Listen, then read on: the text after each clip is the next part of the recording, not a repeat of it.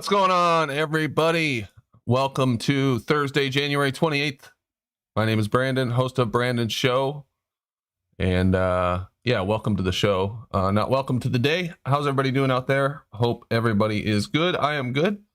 I don't want to jinx myself, but I think I fixed the issue with the streaming. So I'm looking forward to that crashing and proving me wrong tonight. We'll see how it goes. But so far it's looking pretty good. And just so you know, all I had to do, I just smacked the top of the computer a couple times. I think it knocked something back into place. And now it seems to be working good. So that's cool. Good troubleshooting on my part. Let's say hello to everybody in the chat. SE Montreal, Taking Back Eden, FE, Ian Adams, page 42, Anthony Burrows, Bill G. Almost unbelievable. What's up, Ranty? Flat for Life. And Fat Flurf. Flat Ranty Fat Flurf. Oh, Ranty Flat Flurf. We got a troll in the house. What do we got going on tonight? Let's see here. We're probably going to talk about the big story that's going on just because I find it really interesting with the financial markets. I'll wait till we get on Discord to talk about that. But I've been watching that pretty closely.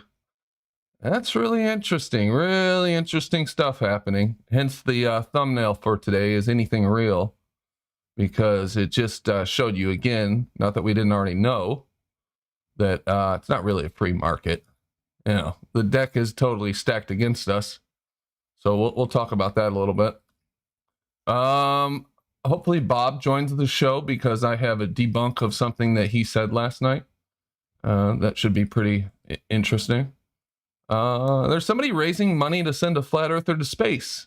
I don't know the flat earther. I don't even know if they're mentioned in it, but we'll take a look at that.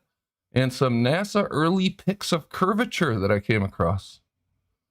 And who knows what else will come. Hopefully we'll get some ballers to join, get some people talking, just having a fruitful discussion, I'm sure.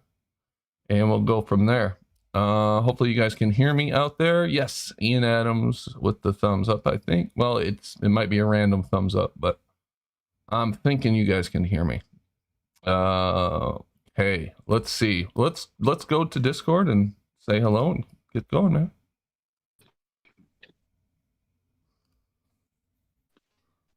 What's up, guys? What up? We got Mark.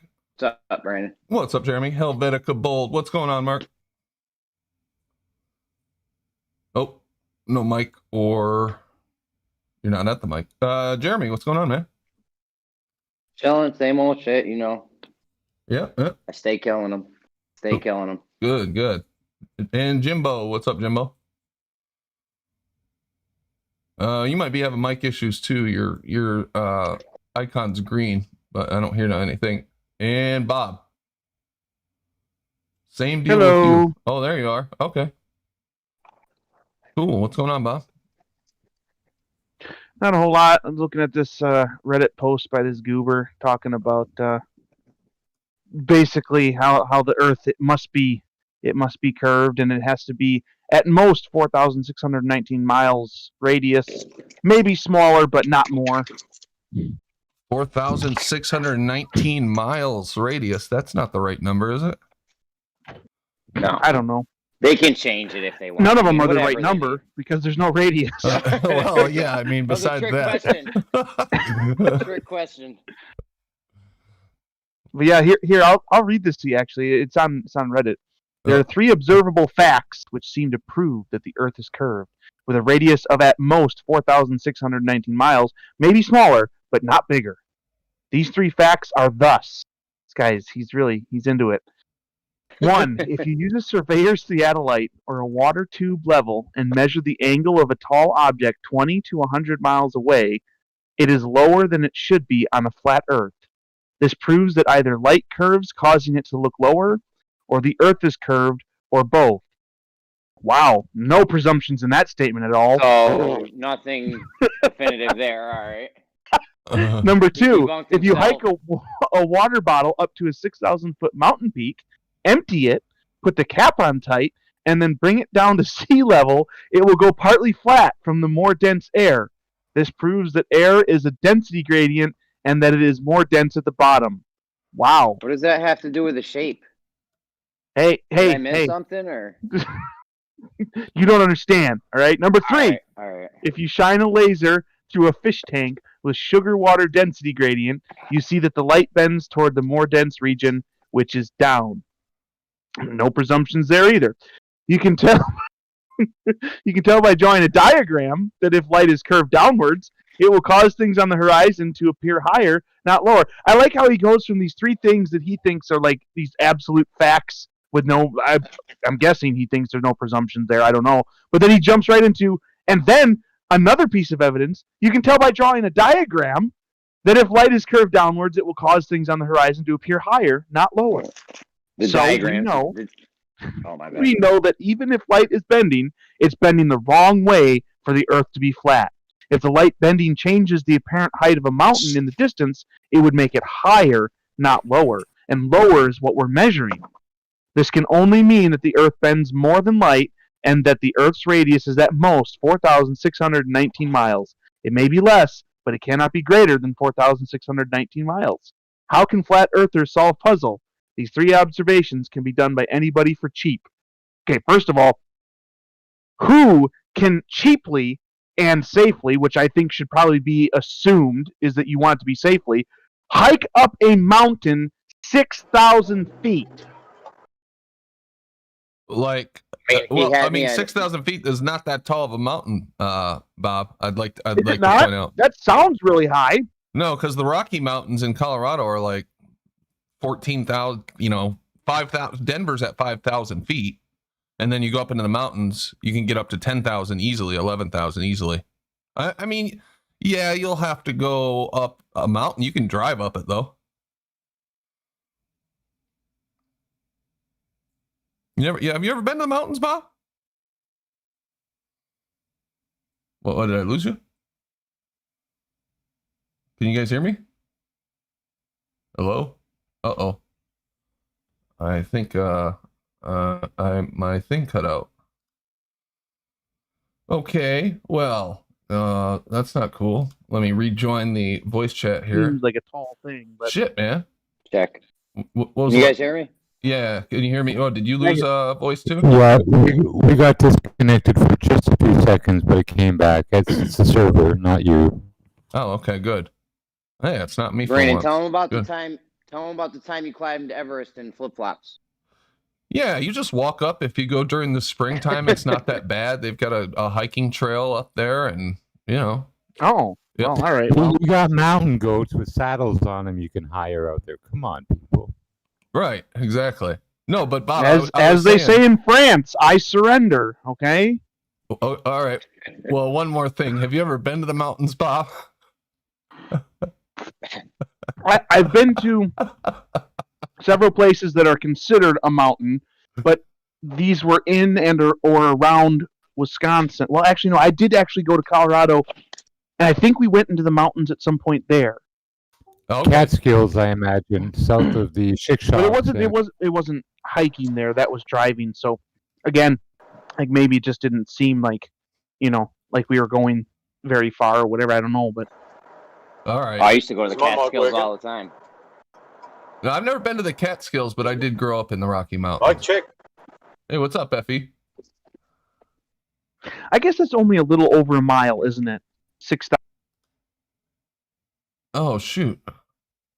I think the server just booted me again.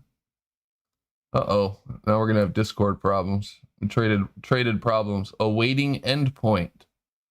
I don't know what awaiting endpoint is. Hey, the good news is the stream is healthy. It hasn't crashed yet. But now Discord is crashing on everyone. Okay.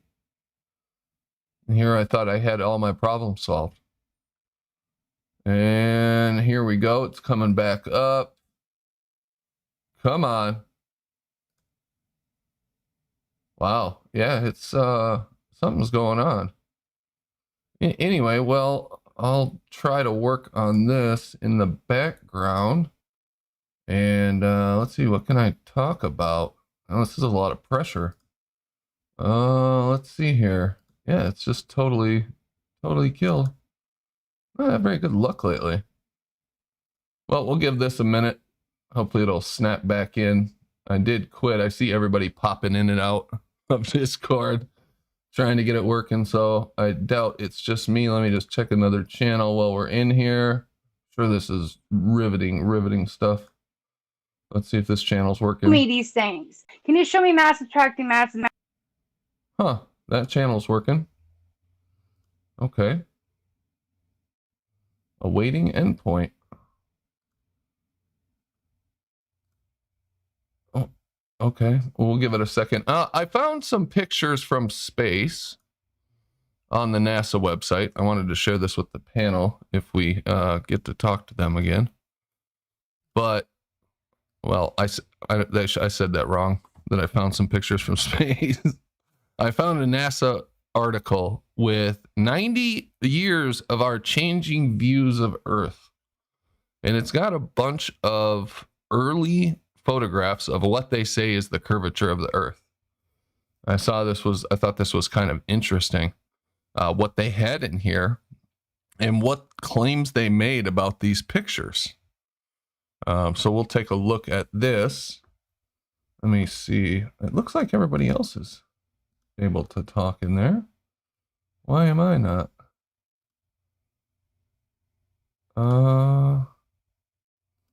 Okay, well, let me troubleshoot something here. Let me try to put something on for you guys. If you haven't seen this, this is a video featuring Pebble on the Pond's footage of an observation he did in a garage. The footage that you're seeing is about 240 feet, 80 meters away. And there's a target on the ground. And we took this over to Gem Pandas a few weeks back. Many of you will remember this. And showed it to him to start the show. Pretty interesting stuff. Let me just play this while I fiddle around in the background with my new problem.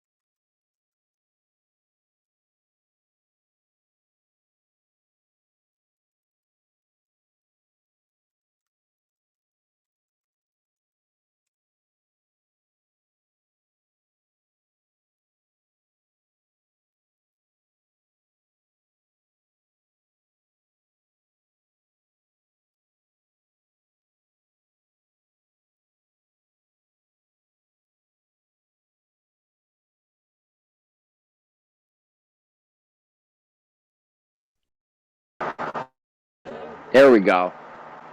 I gotcha. Can you hear me? Brandon, Yeah. are you in here? Yes, Hello? I am. Yeah, I can Are hear we you back? guys again. It looks like there was a system outage that only affected our server because I went into Gems and it didn't. I clicked on the little information thing that I gave. But it seems to be working now, so that's cool. I was Weird. talking, Where do nobody you could have hear me. the, I think I was talking so much crap I crashed Discord. What country do you have the server set for?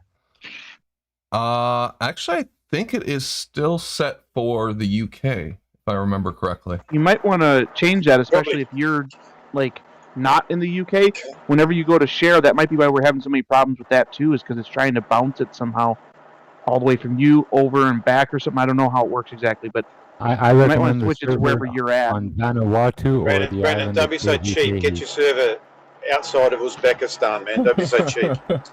Yeah. Yeah. Okay. Yeah. Get it out of who gives a crapistan. It's got to go through like, it bounces between like 20 satellites before it probably gets here, right, guys? Well, hopefully it wasn't the ones that crashed into the clouds. That's all I hope. Yeah, What? we'd be screwed What's a then. satellite?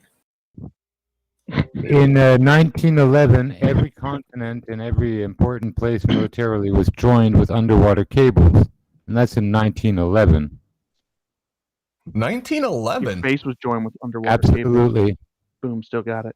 I did not I realize posted it a was map that. of all of the underwater cables set down in 1911, and they covered everywhere. Really, every continent, including Australia. Wow, that's interesting. Actually, I was looking into that a little bit a while back. Now that you mention it, and the ship that they used to originally lay that underground cable. Have you ever seen that? Is unbelievable what they came up with. And it was, yeah, it was the one that I was looking at had Churchill on it. Like Churchill christened the ship or something. It was pretty crazy. I'll have to dig that up. We can look at it on the show sometime. Is the ocean not as deep as they tell us it is or something? I don't know. I have no idea. It seems really strange that they seem to have the ability to not only lay cables at the bottom of it, but also maintain them. Like, is it just like, is the ocean like straight up just a place we could actually like inhabit if we wanted to? Because it's that easy, or what? Because it seems like they this is really simple for them. Yeah, if you're Jar Jar Binks. Brandon, I forgot to tell you, you're famous, bro. Have you seen Miggy's numpty clips? No. Oh man, shouts out to Miggy. Yeah, you're in.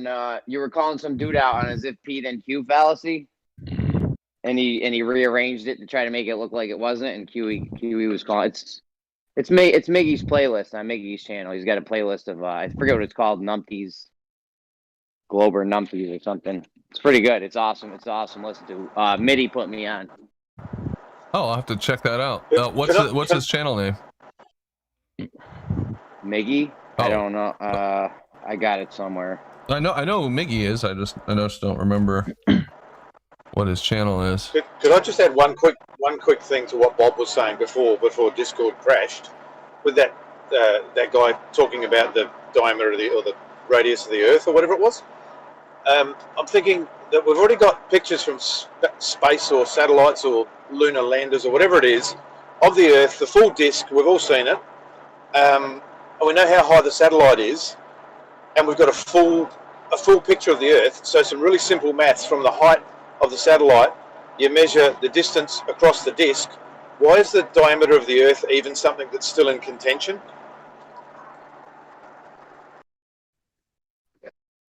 Why is the diameter of the Earth something that's still in contention? Yeah.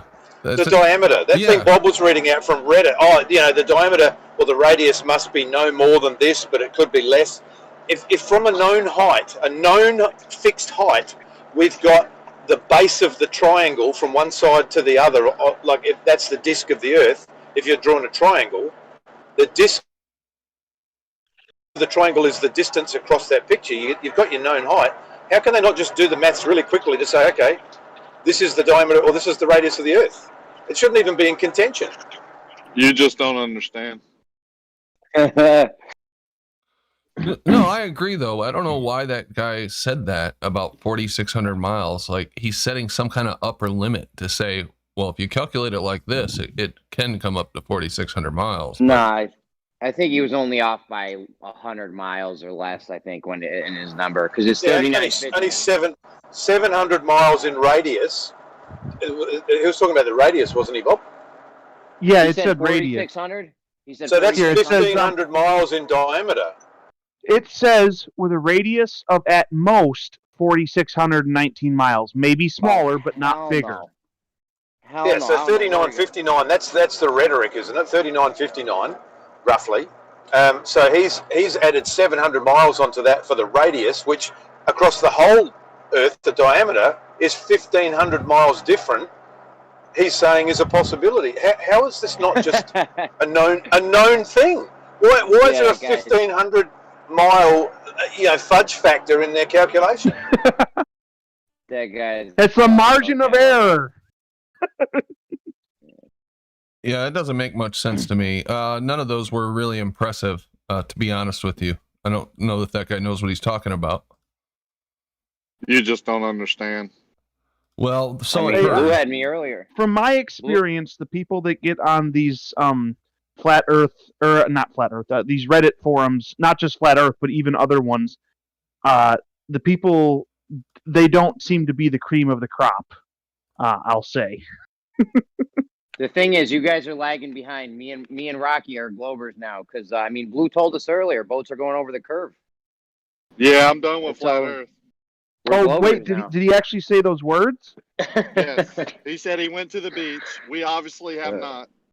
And he saw a boat disappear bottom up, which has to be Earth curve, and it was pretty convincing, guys. And All right, he has well, I patents. guess pack it up, guys. Back it Let up. it happen. So Who said He's this? got We out. patents on his walls too. Blue Marble Marble. Science. He's got patents, man. So you've got to trust that. Yeah, I mean, no I mean, if question. he said the I'm definitely a words, Glober.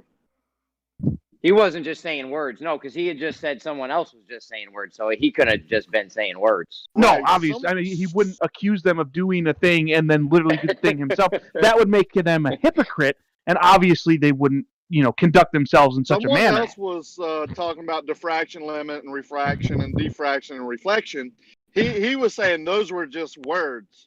But seeing a boat obstructed bottom up as it goes away from you over the ocean at the beach at I assume he's around 6 foot. That's definite scientific empirical evidence that the Earth is curved. And I have to tell you, man, I think I'm done. I can't even hold a straight face. I know. This dude was dead serious when he said it too. I called him out on it, and he doubled down. I mean, this is who we're dealing with. They gave him a patent. Yeah, some of those patents aren't too impressive, I don't think. I don't give a shit what he's got hanging on his wall. If he's willing to say that on YouTube and say it convincingly, like that's Earth curve, then you probably should not trust anything he says, right? You know what I've come to find? All of these scientific articles I go to read, they are all clickbait. Just like Blue Marble's clickbait troll gas pressure without a container. All these big time scientific articles, they're all clickbait. They all suck you in with some nonsense and then change the story in the middle. That's a good point because it's like they're all like feature articles on science.com or whatever, Live Science and crap. All clickbait, bro. I search for flat Earth articles. Like I'll just search Google for flat Earth and see what the latest mentions of flat Earth were. And a lot of them, while I've read them on the show, they're just shit. Like what Bob read. Like they just put out junk. Yeah. They don't know what they're talking about. Yeah. It's just them spitting their rhetoric. That's all. They don't really have anything. Yeah, I can read you some of his responses to some other guys. One guy just responded to his post with just Black Swan, period. Like that's it. That's all his response was. And then this guy, the poster, he responds to that response. And he quotes him, Black Swan, period. And he puts, but you see refraction, which is an observed known fact, explains the Black Swan. If the Earth is curved, but light curves more in the same direction, then we would literally be able to see around the curve of the Earth. I've obliterated the Black Swan. Refraction can allow you to see around an obstruction. And we can test and demonstrate that light would curve toward the Earth, which is exactly what would allow us to see around the curve. Well, guys, I mean, if that doesn't convince you. No, it's a whole bunch of ifs and maybes. If the Earth is curving, then this is what we would see. They made this refraction thing to match the globe. They're like, oh, it must be refracting like this because we know Earth's a globe. That's how almost all of their arguments go. Well, you've seen Rumpus's... We see deviate. My bad. Go ahead. I thought you were done. You've seen Rumpus's diagram where he's got the different levels of refraction, and the guy standing there, and the line goes up and curls above the Earth, and then it curls down below the Earth. So they've got every direction, any shape Earth covered with their model of refraction. They do it all the time. Like, since we know Earth's spinning, this is why the Foucault pendulum deviates, or You know, it's almost every one of their arguments is based on this thing that they already know about the sky. It's just always. Yeah, they got nothing. You guys got nothing. The other thing, you're right. They've got refraction for everything. So you pick up a photo with Travis or the Black Swan or whoever has got a photo that proves or disproves something, they'll claim refraction. But the rebuttal to that is, well, you show me that version of refraction was active on that day at that position. Like it's just a silver bullet they just throw at everything. Even the Rumpus without anything to back it up. Even the Rumpus told us that surveyor with the plumb lines aren't parallel. Even the Rumpus acknowledged that he didn't have enough refraction measurements to even know what was going on. You can't glean anything from having two refraction measures. You can't do point A and point B. You need to have points in the middle so you know what's actually happening in the middle. Once I told him those were the main surveyor's numbers, he tried to backpedal. I don't know if you guys noticed or remember that, but that's what they do. Yeah, the refractive index could change every 500 meters, depending on humidity and wind and temperature and who knows what else. Did you say could change? Sorry, Dave. I don't understand. Sorry, mate. I don't know where you live, but it does change, right? It's dynamic. It's unbelievable how much it changes and how fast, especially over distance. I mean, it's amazing. Can you just get out of reality for a minute? Get out of reality, put yourself in a vacuum chamber, in an elevator shaft, riding a motorbike, jumping over 3 cows, and you will start to see what I'm saying. I did that when I was 12. I'm done with that phase of my life. I'm on to reality more now. So forget the space and the whatever, fantasy land. I want to know, what's going on. Well, that sounds boring. What do you got against Star Wars and Star Trek, man? It's awesome. I went and saw Star Wars, the last one with my son, and they had 50-year-old men dressed up as Luke Skywalker, like in costume, to go see that movie. Right? That's how that's just how people are. Oh yeah, people love These are that grown stuff. men. Can't even watch that shit. I can't even watch that shit anymore. Jeremy, you want to live under the ocean with Jar Jar Binks, mate? That's what you were telling us. I didn't make a Jar Jar Binks reference earlier. Still though.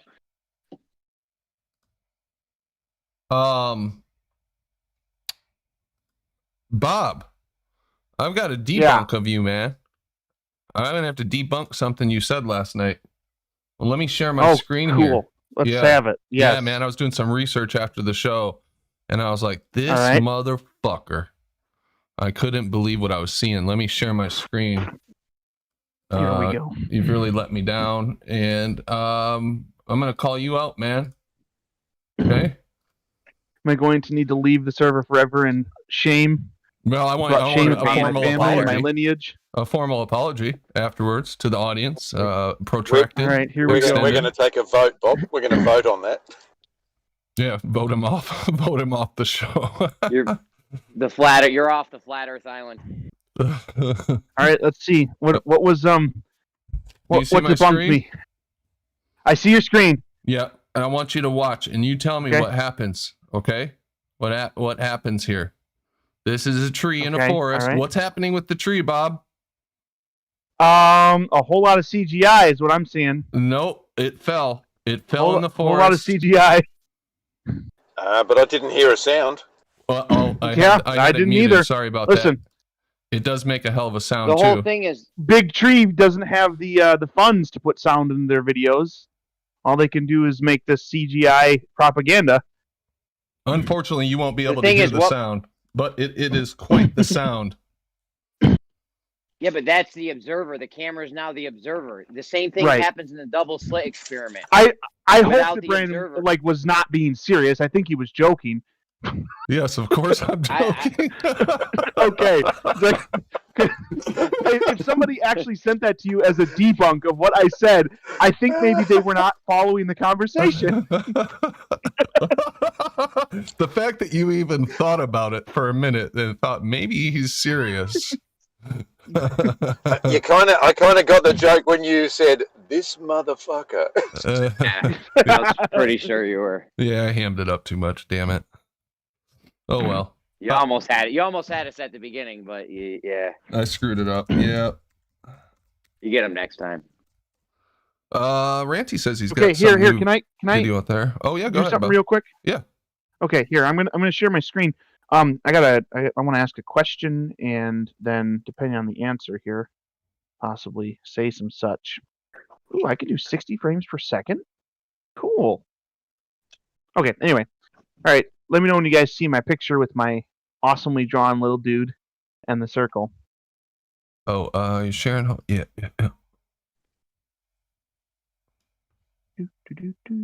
See it. Okay. All right. So, refraction, the claim for refraction, if I'm understanding correctly, is that the light is bending like this, causing you to see over the curve what is down here, what you would not normally be able to see. Is that correct? Yeah, what they say about refraction, I mean, it could be like that, you know? Okay. Well, if that's what the claim is, that can't work according to the things that the guy put in the Reddit post, okay? His things about the gradient, the air density, and how light moves to the things, the gradient, the part of it that's more dense, okay? Because according to their claim about how light works, light hits the object and then goes into our eyes. And that's how we see. Do you see the problem here? If the light automatically goes towards the more dense region of the gradient, the light would hit the object and very quickly go into the more dense region and never get over the curve. It wouldn't be able to, because that would involve it going up into the less dense region. Correct. That's why this refraction thing, they say this could work on a flat Earth. It's all about Congratulations, Reddit poster. You just played yourself. It's all about how much. You drew a box. Sorry, go ahead. Go on. No, the refraction thing, they say it could work on a flat Earth. It's all about how much is it refracting. It might be bending down so much that it makes the bottoms of objects disappear. Or it might be bending over a curve like they say, you know? It could go either way. This is just some more non-definitive shit they got. Some more subjective evidence. We know it's also, globe. My bad, go ahead. Also, what about all the stuff between you and the thing that you're observing? Why is it all not refracted up?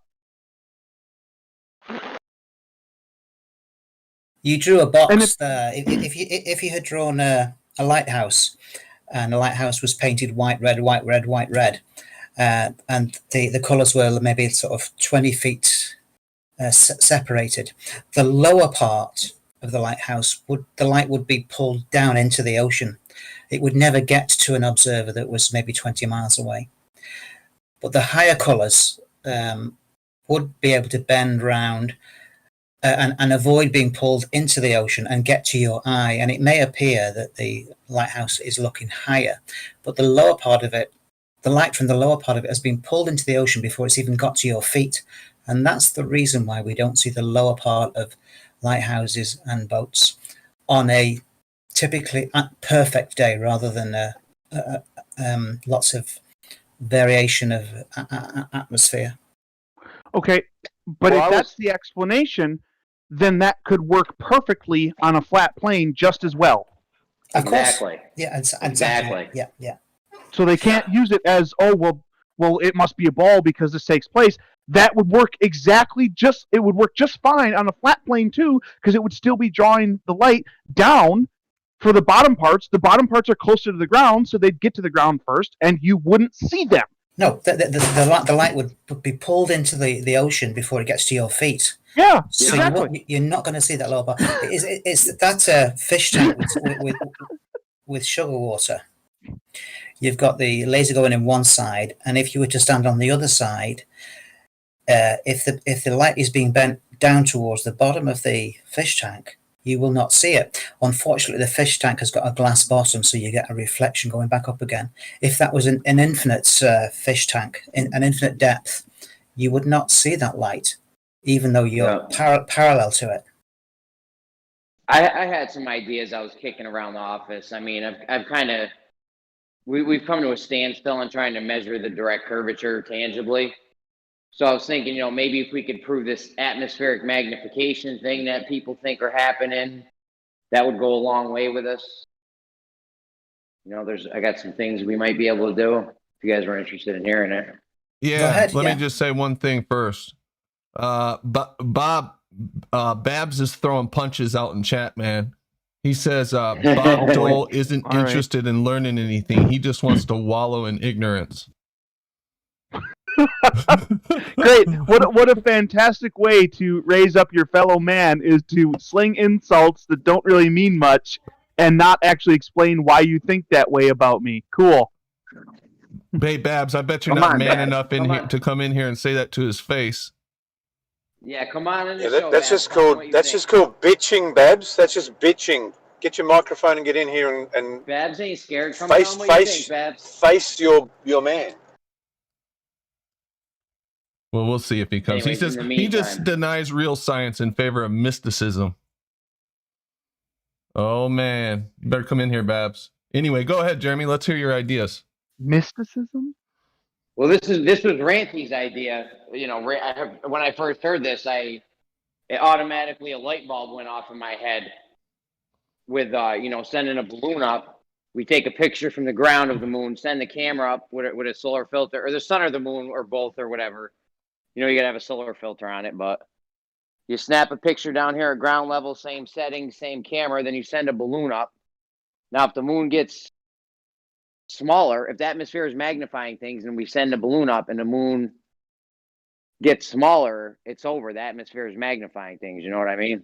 That might help our magnification theory go a long way. See, I'm not that into this magnification thing. I don't see the same. No. I don't have the same hope for it you do. No. But I do get what you're saying. It just doesn't. I just don't get that excited about the magnification thing. The balloon, I do think is a good idea, and what you're saying is a good idea. Joy. If we're gonna send a balloon up, you might as well do what I'm saying though, because it doesn't take any extra, you know, too much extra shit to put on the balloon. Oh yeah, for sure. That and yeah, taking the pictures of the sun and the moon and the angles, taking pictures of the same thing, hopefully. And you want to plus you can triangulate the you know, see how far we see with the triangles. Yeah, if it works, yeah. Right. Well, it'd be nice to have something in the distance that you can, like the way distance that you can judge judge it by, the accuracy. Yeah, but that's too hard, and you know, what are you gonna be able to see? We're gonna go to China. Maybe get the Great Wall of China on there or something. I don't know, man. Maybe close to like New York or something, or Chicago, where there's the tall build. Even they're not going to look that big because the clouds. Yeah. You'd have to have a clear day. Yeah. But yeah, that'd be cool to do. Multiple at the same time too. There was another thing I had. Next time there's a solar eclipse or something, we could try to do. Mitty was talking about it last night. The Alias effect or Atlas effect or something. The Globers deny that, I think. But that would totally, you know, destroy the notion that it's Earth rotation that's causing the Foucault pendulum to deviate, because there's scientists in the past that have done it and saw that during a solar eclipse, the pendulum gets thrown off somehow. I don't know how, if the precession stops or it makes it go out of whack or something, but yeah, it goes retrograde or something, Jeremy. Yeah, that would be. I mean, if you have that, if we they had can't that explain video, it. Yeah, if we had that on video, so where they couldn't deny it, that would, you know, totally debunk the fact that it's Earth spin. That a solar eclipse wouldn't make that effect happen. You know what I mean? If it was Earth spin. Yeah. However, if it was the sun dragging it, making all this movement and you know, drift happen or whatever, and it gets blocked by the moon or whatever's up there blocking it, that would explain a lot. Yeah, that'd be interesting. I'd never heard of this Elise effect. I don't know how to pronounce it, but Alias? I don't know how to pronounce it either. uh, Alias or Atlas or something. yeah, something like that. The Alias effect. They're going to call me an idiot for mispronouncing it. The Alias effect is the alleged anomalous behavior of pendulums or gravimeters, which is sometimes purportedly observed during a solar eclipse. Yeah. We gotta get a gravimeter and a pendulum and just go to the next, go right underneath to the subsolar point when the eclipse happens. You realize this would support our hypothesis that these effects are happening because of the sun, some correlation with the sun. Not because of Earth spinning. It's the sun that's caught. Yes, exactly. That's what I'm saying. This would be huge for us if we could get this on tape somehow. So get a fucking gravimeter and pack your bags. Yeah. Where the hell do you get a gravimeter? I don't even know what that means. Yeah, I don't know. Yeah, that'd be a cool one. I don't know when the next solar eclipse is. Does it have to be a total solar eclipse or just any solar eclipse? I guess you'd want to be as close to it as possible, right? Yeah, I would try with a total one and try to get as close to the subsolar point as you possibly could, like the point right under where the sun is, so somewhere below the tropics. Yeah, that would be between the tropics. That would be really cool. Let me see. Total solar eclipse of April 4th. I'm just looking to see when the next one is. I guess you wouldn't. I guess you wouldn't have to be at the subsolar point. You just need to be at the point where you're going to get totally blacked out. You know what I mean? So you wouldn't have to be underneath the sun at the subsolar point. You just need to be at a point on Earth where it's going to be totally blacked out, where you're going to get the full eclipse and not like a partial one or something. You know what I mean? Well, I've got good news for you. You're out on the East Coast, right? New York area? Yeah. Well, you're going to have one coming up here. So you might want to prepare on May 1st. Get excited. When is it? Right over you, man. Right over you. May 1st, 2079. What the fuck, Brandon? I was all tingly and shit. I was all fired up. I'm like, oh yeah, May. I was about to start ordering gravimeters and shit off Amazon. Actually, there is one one sooner. April 8th, 2024. Still a ways away, but it's gonna be coming like right through Ohio, upper Ohio. I mean, this is driving distance for me. And through Maine, so it'll be driving distance for you too. Yeah, Ohio ain't. It's April of 2024. NASA's gonna get on the horn and be like, "Oh, guys, we were gonna go to the moon, but we lost it. It went dark. Nothing we can do." But seriously, this would if you had this on video with the gravimeter throwing it off and the pendulum throwing it off, like that would be.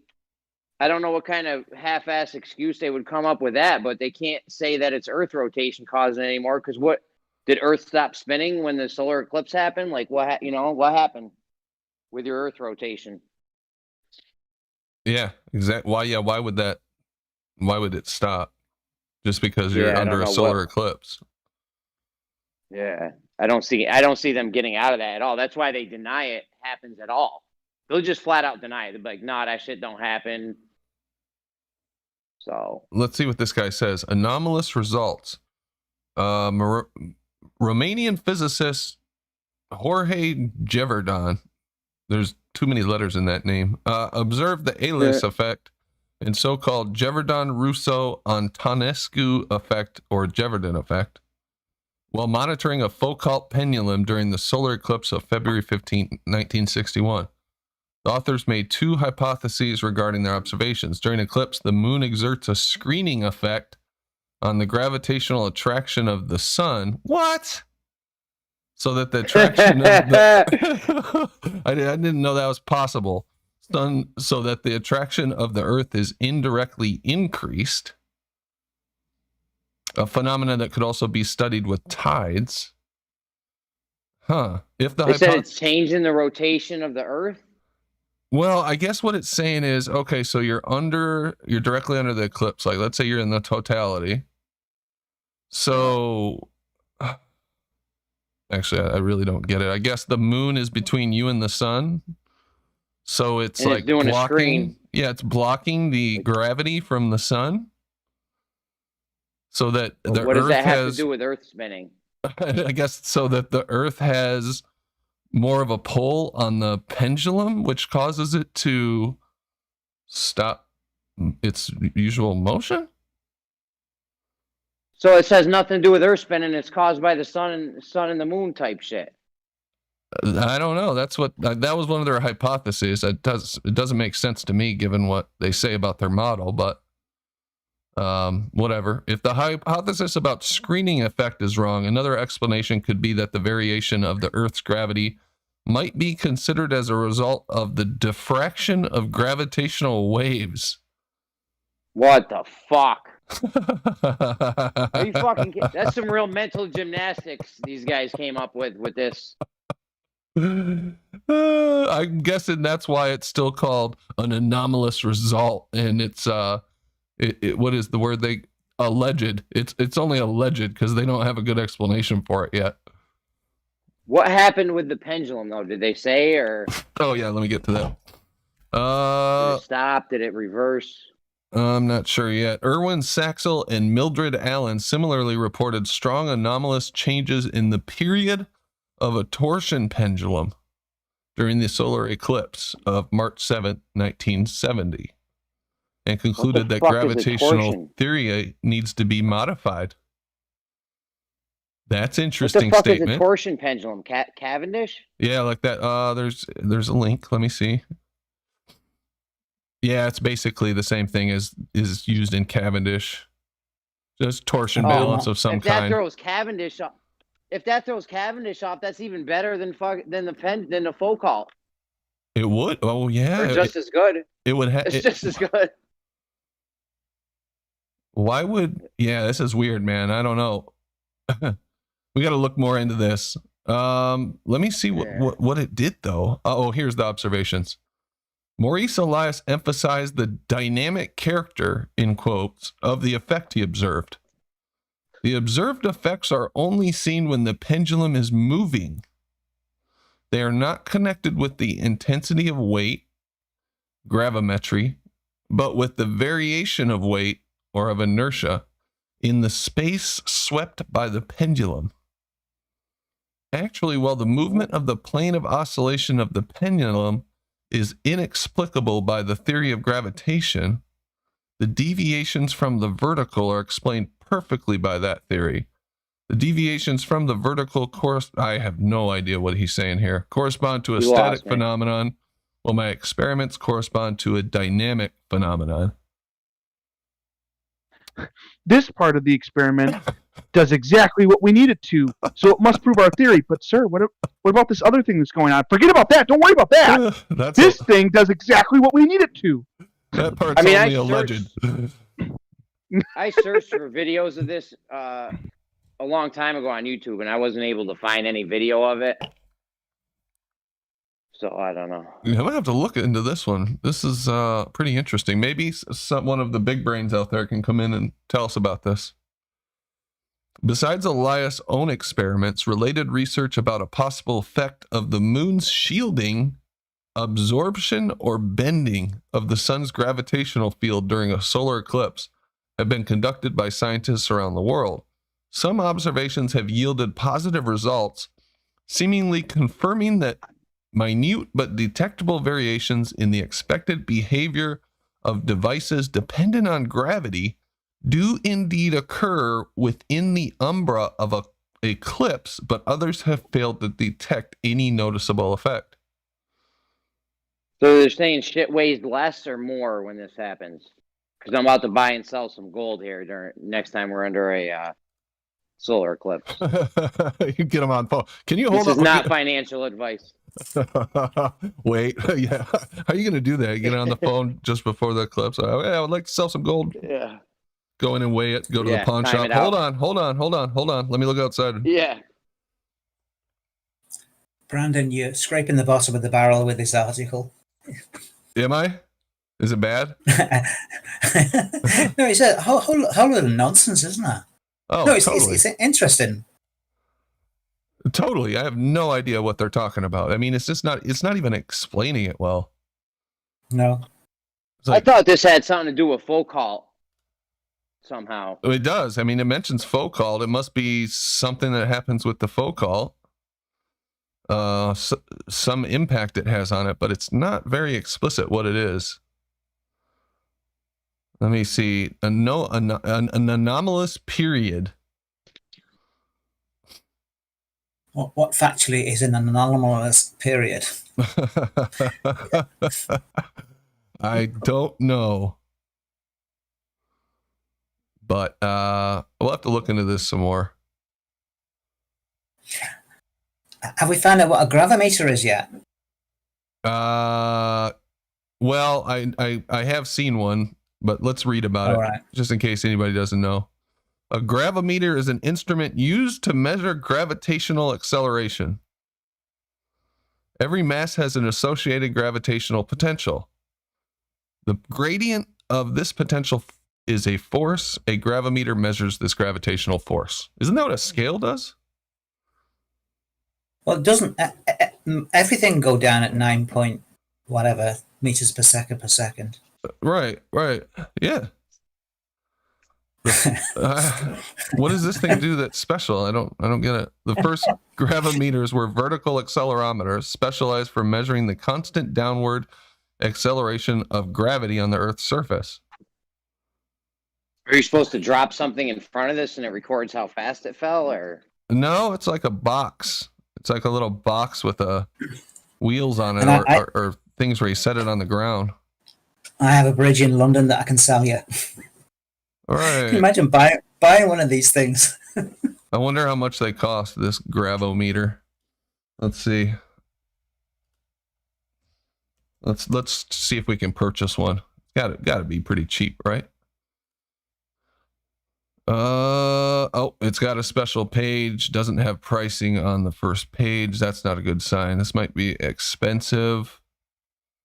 It's probably a few more bucks than the stick they use to push the pendulum. 55 grand. To measure. Oh my God. Yep. Cytrex CG5 gravity meter, 55 grand. So I guess what they're saying is in different spots, it is different. The stuff falls at different rates in different spots on the Earth. That's the theory, Why right? would they That lie? should only be affected by how high you go. Can you imagine being a salesman of these things? How much money you'd be making? Oh my gosh, no kidding. I mean, if they say the moon's pulling the tides and shit, the moon and the suns are pulling all the ocean water, then that would affect it. But when it all comes back around, it should be the same. I don't know, because they say the higher up you get, the less gravity there is. I don't know. I wonder if they're hiring. I'm gonna see if there's any openings here. I could sell some gravity meters. Get your foot in the door, then we'll have access to one of these things, and we'll use it in 2024. Yeah, they'll have to send me a sample. We can mess around with it. Send it back as faulty. I don't I was know. interested in this solar eclipse throwing the Foucault off, because that would really do us some good right there. Absolutely. No, that's what it says it does. It's just, it doesn't explain very well what exactly happens. But it definitely has an impact, well, allegedly, on the Foucault and this torsion balance that was used. So whatever it is, it causes some impact on something. Does that help? It goes chugga There's chugga no- chugga. What's that? There's no excuse for it to throw. It goes chugga chugga chugga like the recycling on the ISS. Okay. Yeah, there's no reason for it to throw Foucault off, though. Whatever they want to say, like it throwing Foucault off would be ridiculous, because the whole premise on Foucault is that it's the Coriolis effect, Earth spin. Oh, you know who we could have used? Lemon, and he was in here a little while ago. Lemon, great time to pop in if you're out there. Because it says ether hypothesis. Yeah, okay, ether. Here we go. Yep, here we go, Jimbo. Ether Where's, hypothesis. Where's Travis when you need him? Oh, yeah, he's still out there on the He beach. I think. has a different ether band. That's not the same as suck the air out of a vacuum and ether remains behind. You know, Lemon Boy. Big difference. You're not a big fan of the ether, Jimbo? Not the way it's past like gravity and other stuff personified as the glue to all reality. No, not for a fucking minute. Mark in chat says that I missed something with the gravimeters page. Yeah, okay. No, it says gravitational acceleration. Gravity measuring gravitron. Oh, it's that testicle Earth. You guys know what I'm talking about, right? That multicolored lumpy Earth that they say represents Potato gravity. Baked potato Earth. Yeah. Should see it on screen. Am I still sharing? No. Yeah, you're still showing, yeah. Oh, okay. Yeah, this thing right here. I don't know what to make of this, but Well, every planet in the solar system is spherical, but the Earth is not spherical. It's like a potato, and a bit of water to pad it out. Is that what they say, that it's the water that padded out? I thought this was like the gravity potential at different areas. Well, here, let me go back. Okay. Yeah, you might. Yeah, right there. Mind melting nonsense to keep people fucking confused and in the bullshit. Gravimetry is the measurement of the strength of a gravitational field. Gravimetry may be used when either the magnitude of a gravitational field or the properties of matter responsible for its creation are of interest. What a load of nonsense. What exactly is that saying? I don't know. Gravimetry, that's a new word, isn't it? Yep. Gravimetry. I guess in different places, gravity behaves differently or whatever. That's I don't know.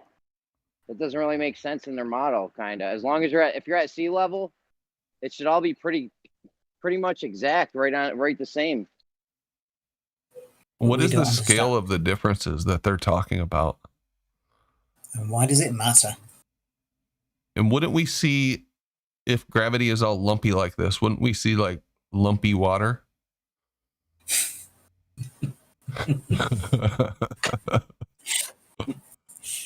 Gravity is usually measured in units of acceleration. In the SI system of units, the standard unit of acceleration is, yeah, we know what it is. Other units include the measuring gravity. An instrument used to measure gravity is a gravimeter. For a small body, general relativity blah, blah. I can't even continue reading. I'm sorry. It's not interesting at all. Let me see if there's anything worth picking out in here. It's interesting that they have a way to detect gravity without even being able to properly explain what it is, huh? Oh, yeah. A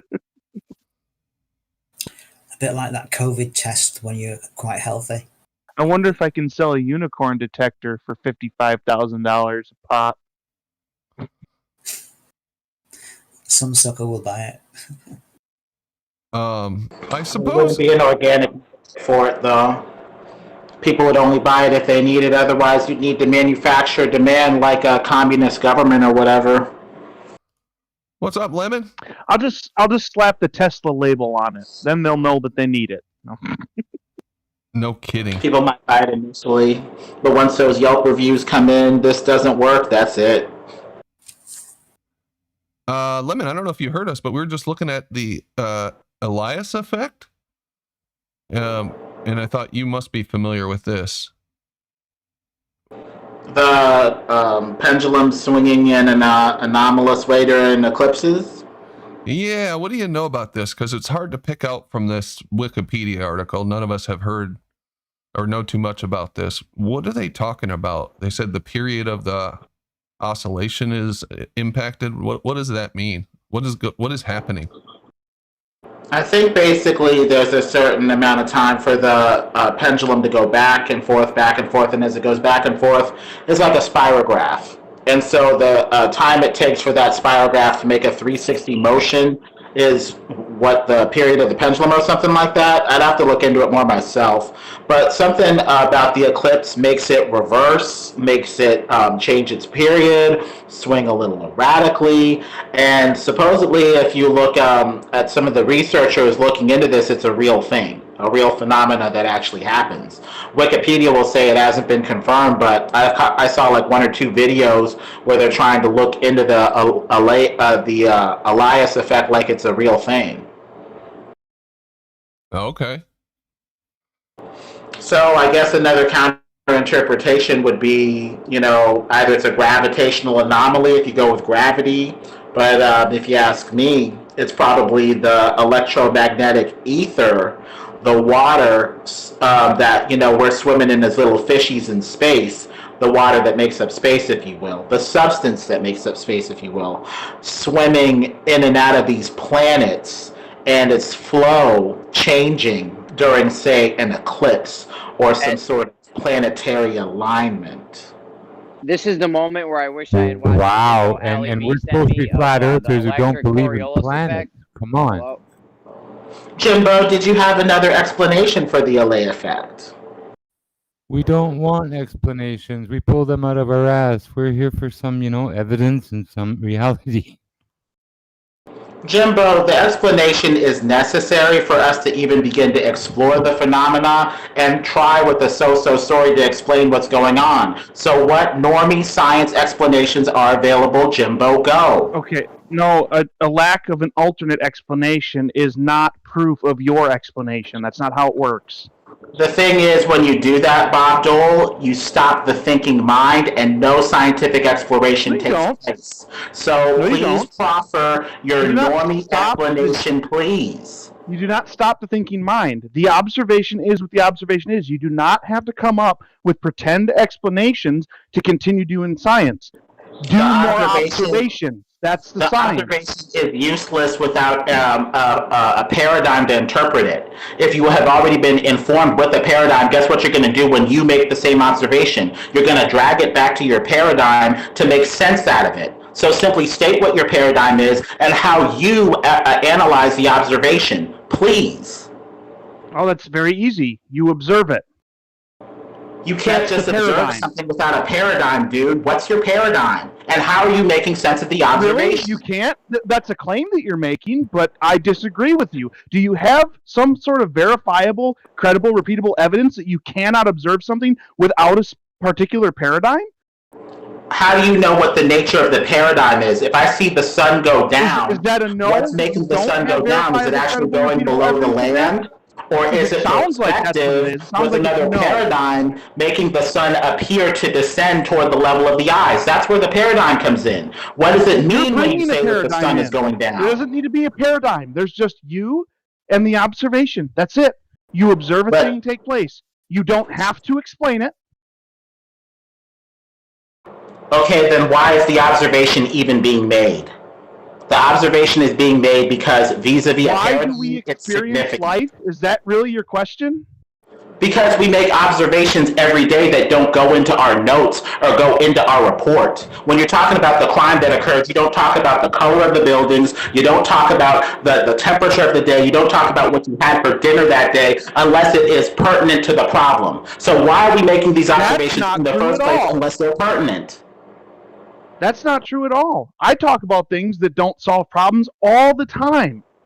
All of this gets to the heart of the fact that you don't have a paradigm to explain what's going on, but you're perfectly fine tearing down the ether and something else. So at that point, your criticism is hollow, and until I have a paradigm to make sense of what's going on, I am more than willing to speculate.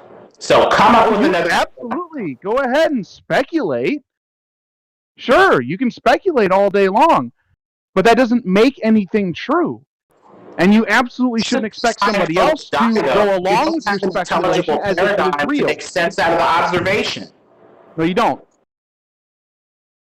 A paradigm can't make sense out of an observation. That's literally impossible. A paradigm isn't something that you sense. You're just creating a new fiction for replacing an old fiction. You You had an can't observation, make and then you manifested an observation without explanation a out of paradigm to make nowhere sense out of it. for yourself.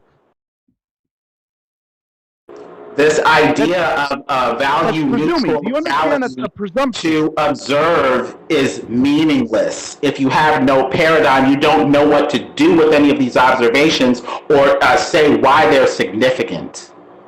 What you're arguing for is tainting all further science that you do from that point onward with whatever presumptions you had to make in the first place to designate your paradigm. It's all worthless because you've just manifested it. Lemon, You've we're already just trying to shown use how it. worthless what you're talking about is because you don't have a paradigm to make sense out of the Allais effect. I still haven't heard a decent paradigm to replace what I was talking about. Anybody? just I trying don't to have to use it. replace it. You can't Lemon. make sense from a paradigm. That's not how Lemon. senses work. You really need to study Just trying to philosophy. use it. Jeremy, what were you saying? No, you need to just learn trying what to- actual real science is. Hold on, guys. Lemon's on What our is it, side, Jeremy? remember. Yeah, Lemon's on our side, remember. So we're just trying to use this observation to destroy their paradigm. There are no of that sides full in call this, is really. happening because of Earth spin. There's You know just what the I'm saying? truth. There are no sides. There's just the truth. If you're taking sides, you might as well be in groupthink. The side that's of truth, the Jimbo. call. We're all on the side of truth. That isn't following another fiction necessarily.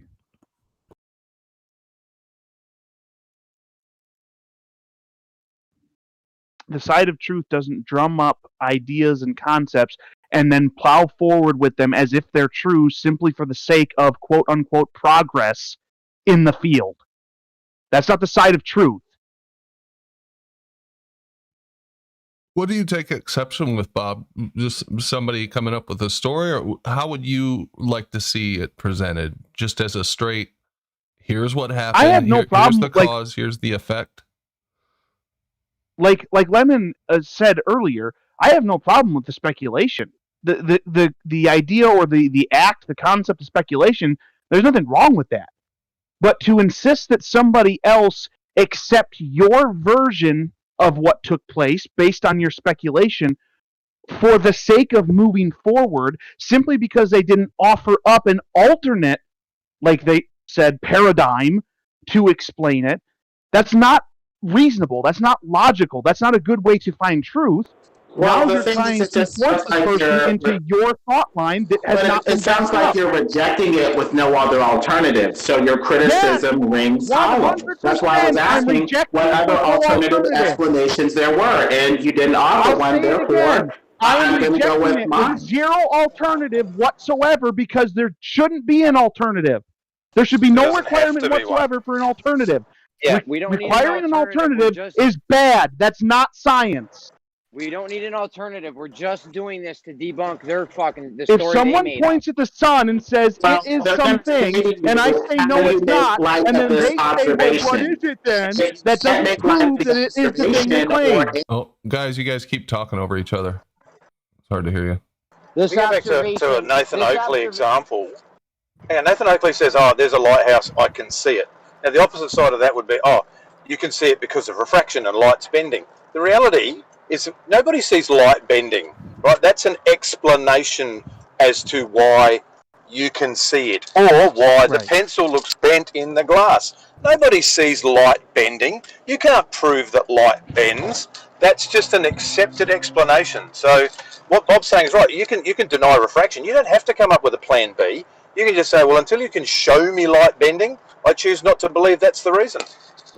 Right. Okay, exactly. well, the only danger of that is no alternative explanation. You're going to be ignored as nothing but an annoying gnat without a viable alternative. I don't People care. who are making assumptions. It doesn't change the observation. Just because I didn't replace one wrong paradigm with another one I pulled out of my rear end doesn't change the fact that I can still see the dang lighthouse. That's the Yeah, observation. That's what's happening. Yeah, I'm happy to just make somebody maybe think. If somebody maybe thinks, oh yeah, geez, yeah, that's right. Maybe no, I can't see light bending. Maybe that's not the reason. I've just woken their brain up, Lemon. I don't need to give them a plan B as to what it perhaps is, because I have no proof of plan B either. Maybe, Right. but you may be wasting Falsification their is time. independent, guys. Falsification is independent of replacement. We don't need to come up with anything else. We're just Right. falsifying their paradigm. Criticism without You're an not- alternative is empty, so eventually you will be ignored for not giving an alternative. That's their problem, and that means they aren't thinking That's the about problem it of the properly. listener. Exactly. Thank you, Bob. That's the problem of the listener, not of the guy giving the rebuttal. If somebody thinks that me not pulling something out of my rear end as an alternative theory is somehow a negative or a detriment to what I'm telling them, they have a problem in their brain. Their steps of logic are faulty somewhere, possibly in multiple places. What they've done is basically attempted to force me into following along with bad science like they did in the first place with their original theory.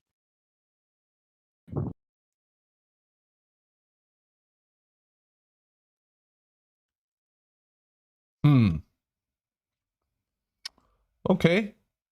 So definitely would like to look into this Elias effect. And Lemon, one reason I thought you would be interested in it is it mentions there was a ether hypothesis put forward by Maurice Allais that the eclipse effect is related to a gravitational anomaly that is inexplicable in the framework of current admitted theory of gravitation. And he goes on to say, I was just reading through this, that there's some kind of the ether flowing is impacting it or something. So I don't know if you've looked into this. He says, applying the Titius-Bode law to the Earth-Moon system, I don't know what that is, but Titius-Bode law, formulate prediction of the spacing between planets in any given solar system. Okay. Which is comparable to the values found by the experiments of Michelson and Miller. Hence, Allais deduces that the ether turns with the stars as proposed by the ether drag hypothesis and is not fixed, as Laurent thought when inventing his famous transformation and his ether theory. So this guy was into the ether stuff, and it sounds like this was mid-1900s, right? Yeah, 1954. Yeah, it basically treats space like a flowing fluid, basically a substance. Oh, we lost your mic somehow, Lemon. Barely hear you. Can you hear me now? Yeah, that's better. Yeah, it treats space as a flowing substance, like a liquid that flows in and out of matter. Intuitive, natural, kind of goes with the brain. Okay. Gotcha. All right, well, let's change gears here. We'll have to look more into that.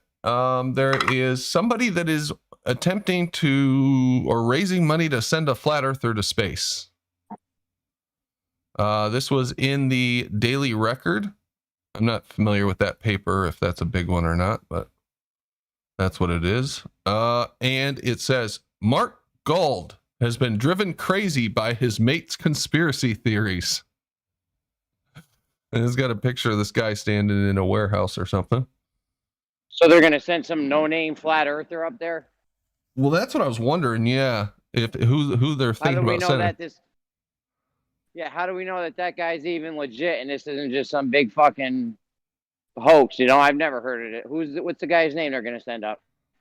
We'll get into that. Let me read this and see if his name's in here. They might not even mention it. An annoyed Scot is trying to raise hundreds of thousands of pounds to send a flat earther into space to prove the world is round. Mark Gold was so fed up of a mate's nonsense telling him the world is flat that he has launched a campaign to raise the money to send the flat earther into the atmosphere to look at the globe for himself. The 37-year-old worker from Aberdeen looked up the cost of a seat on the Virgin Galactic flight and said he was 100% serious about sending a doubter in. Is this a fake newspaper? This has to be one of those joke ones, right? It might be a dude trying to get his, this person basically a free ride into space. That might be what it is, really. This has to be one of those like fake, where they come up with fake headlines like The Onion, right? Let's see. Tribute or they might just be trying to get a couple 100,000 pounds. Yeah, something like that. It could be bullcrap in multiple ways, or in several different ways. Let me look at these other Yeah, headlines. some shit. Yeah, that shithead just gonna pocket the money. Ain't nobody going nowhere. Oh yeah, yeah. He's what's his name from Virgin Galactic. He's got like millions and millions of deposits already for those trips. He's been talking about that for long ass time. Tributes pour in for teen driven to suicide by abusive boyfriend as loved one's mark 23rd birthday. Okay, so that sounds serious. I think this might be a serious newspaper. Anyway, Or like more like a sensationalist type. Yeah, thing but or is the something, story maybe. is the story real though? well, yeah, that Could be a does real mean the story's real. newspaper. Yeah, why are they writing an article about some dude who says he's gonna raise $250,000 to send his friend to How space? can you even get? Can you even get into space with 250 G's? Don't you need like millions? Well, if you're just gonna buy a passenger seat, I mean, maybe that's going rate or something. No, it cost. I don't know, man. I thought it was costing us 60 mil on a Soyuz every launch. Isn't that for like hauling up cargo and that's like possibly government price, stuff like that. Yeah, maybe. I mean, if you're not going to go up and see a whole orbit, it's worthless. If like, you know what I mean? If you just go up on one of those Virgin Atlantic flights and, oh, look, the curve, and then you come back down 10 minutes later, that don't really prove it to anyone. I wouldn't think. No serious flat earther, at least. Wouldn't it have to be the transition from the atmosphere to the outer space? That would be the big deal. The big deal is I mean, that would be a huge deal. I think that would be a big part of it. The big deal is the orbit part, I think. Yeah, me too. North-south orbit, especially. But this guy's saying, okay, so it is $250,000 actually for a flight, but it says into the Earth's atmosphere. Well, I can do it for 100. I can put you on a flight into the Earth's atmosphere for like 50 grand. $100, yeah. I could get a red-eye ticket to Cali for, I don't know, a couple hundred maybe. Yeah, see, that wording makes it seem like they're doing it's basically a dog and pony show type thing. They say you're going into space, and then they tell you that you're this many, feet in the air, this many miles in the air, and look out your window, and then you see maybe higher than what you normally do in a plane, and so you're thinking, oh, well, we must be really close to space, Well, you look out your window and then like you look out your window and then you see satellites falling into clouds. Yeah, right. So I guess this thing gets up to 62 miles above the surface of the Earth, evidently. That's garbage. That's it? Are you going to do an orbit? You're just going to go up and come back down 10 minutes? If you're not doing an orbit, that shit's garbage. Well, listen to this. There's already a deluge of 700 celebrities and scientists desperate to get a chance to board the spacecraft. So he's got 700 tickets sold at $250 a pop. Is this Virgin Galactic or Virgin Atlantic or some bullshit? Virgin Galactic, They've been scamming people. Oh, they've been scamming. This shit's been going on since the fucking 90s, man. Right. Let me see this. Spaceship 2's rocket motor burnt for 60 seconds before shutting off, carrying the space plane to a top altitude of 51.4 miles. Why does the engine shut off after 60 seconds? I don't know. Shouldn't they be using that NASA tech? Maybe they don't have that NASA technology where they could just keep going. Maybe not. You probably might want to ask them if they could, copy an engine or something. I'm trying to see how long they go for. I mean, how far do they go? How long are they? 60 miles high or whatever? I don't see anything about that. They just go up any parameter they need, they just script it in. No vacuum, so no friction, go forever in space on one push. Whatever fantasy they need to make their shit work, they throw in there. Yeah. Just write it in. Oh, yeah. Virgin Galactic launched its first flight to the edge of space. That's what they call it, edge of space, reaching more than 80 kilometers. So it shows it in this. There's this diagram in here that shows the Kármán line. and it shows this Virgin Galactic jet just under it. So technically, I guess it doesn't get into space, or it just dips its nose into space. So anyway, that's that. And then this guy goes on. This reads like an Onion article, but Mark in chat says this is an actual newspaper, that this is a real thing. So I believe it. I am not a scientist by any means, but I am heavy on reading about space, watching the documentaries, sci-fi fan, etc. I have a massive respect for the scientific community, and these guys and the rest of the flat earthers are just, in my opinion, totally disrespectful and claim they are lying, which is totally wrong. How do we know these aren't two dudes like the guys that had Nathan put on a duck suit? You know what I'm saying? Right. Not the duck suit. Yeah, who knows what these guys are up. They call astronauts actors who are paid to lie, and that boils my blood because these are guys who barely hold down jobs and do nothing. So to talk about astronauts like that, I don't know where they get off.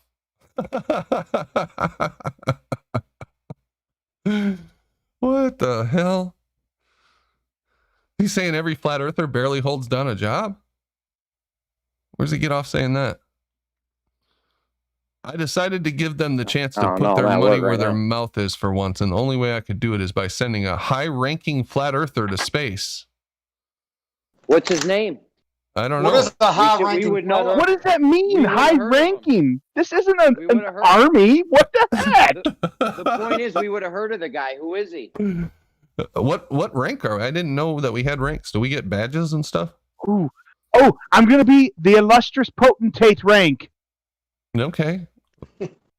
I have contacted... You can refer to me as his illustriousness. His illustrious potentate, the real Bob Dole. I have contacted Elon Musk and Richard Branson's team trying to get their support on it, waiting for a reply.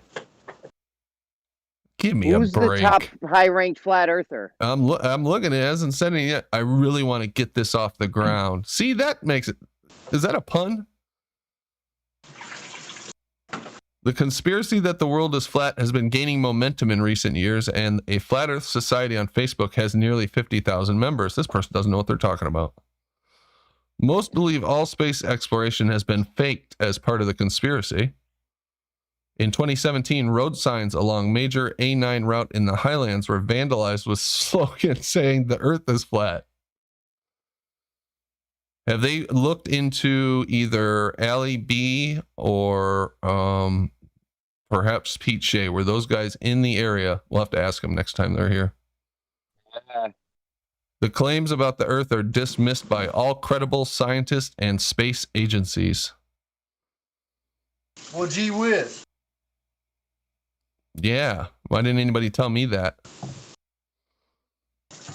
There's still no name. There's no name for this high-ranking flat earther. I think we'd all have to agree that if this was a high-ranked flat earther, between the lot of us, we would have heard of him. I would think so, unless there's some pocket of flat earthers that we don't know about. There's not. Yeah, no. Flat Earth Society, fake motherfuckers. Right. One lucky flat earther will be chosen for disappointing the rest of the flat earthers. So I guess they're going to pick somebody. I'm not going up in that fucking jet. Didn't one of those explode a while back? Oh, yeah, that's when the rocket will accidentally blow up. Virgin Galactic already killed a pilot died, I think, trying to do that before. I'm not sure. They've had a bunch of couple failures, I think. The point is, if you're not doing an orbit and you just go up and see the curve, we can see that with the Mage balloon or whatever. Like, we don't need to go up there for 5 seconds to the edge of space and then shoot right back down. We need to do a fucking orbit out this bitch. Yeah. We could do it in a plane. We just need to go, over the North Pole along one line of longitude, in my opinion, and come back up the other side. Even at east-west, that's what I mean. Even if you send someone up there and they do a big circle above Earth in an east-west fashion, so fucking what? You need to go over to North Pole, in my mind. I don't know. Or to South Pole. for sure. Let's see. Deadly Spaceship 2 crash. 2015. Deadly Spaceship 2 crash caused by co-pilot error. Yo, Virgin Galactic been at this for a while, bro. I'm telling you, this Virgin Galactic thing has been going on since the 90s, if I can remember correctly. Yeah. What a wonderful way to put back the whole thing to lower everyone's expectation. Oh, we've had a crash. It's going to be another 5 years or 7 years before we can actually do this again. Because they've been taking deposits. They've been taking people's money for this. Like, you know, people got seats already that they've been waiting on for years now. Oh yeah, 700 of them. That article Deposits. That people had already paid a deposit. said. Yeah. At $250K a pop. Yeah, it's fucking 1,440 million. Something like that. Yeah. Yeah, $500 million, and then you blow up a $200,000 drone and say, "Oh, we've had a crash. We won't be going to space anytime soon." I wouldn't put that past them at all. Especially they're saying there was a death involved, and then it's like, yeah, that could go a lot of ways. People hear, oh, there's been a death, and they're like, oh, okay, we'll wait. We're fine waiting. Just get the technology down. We're fine waiting. yeah, exactly.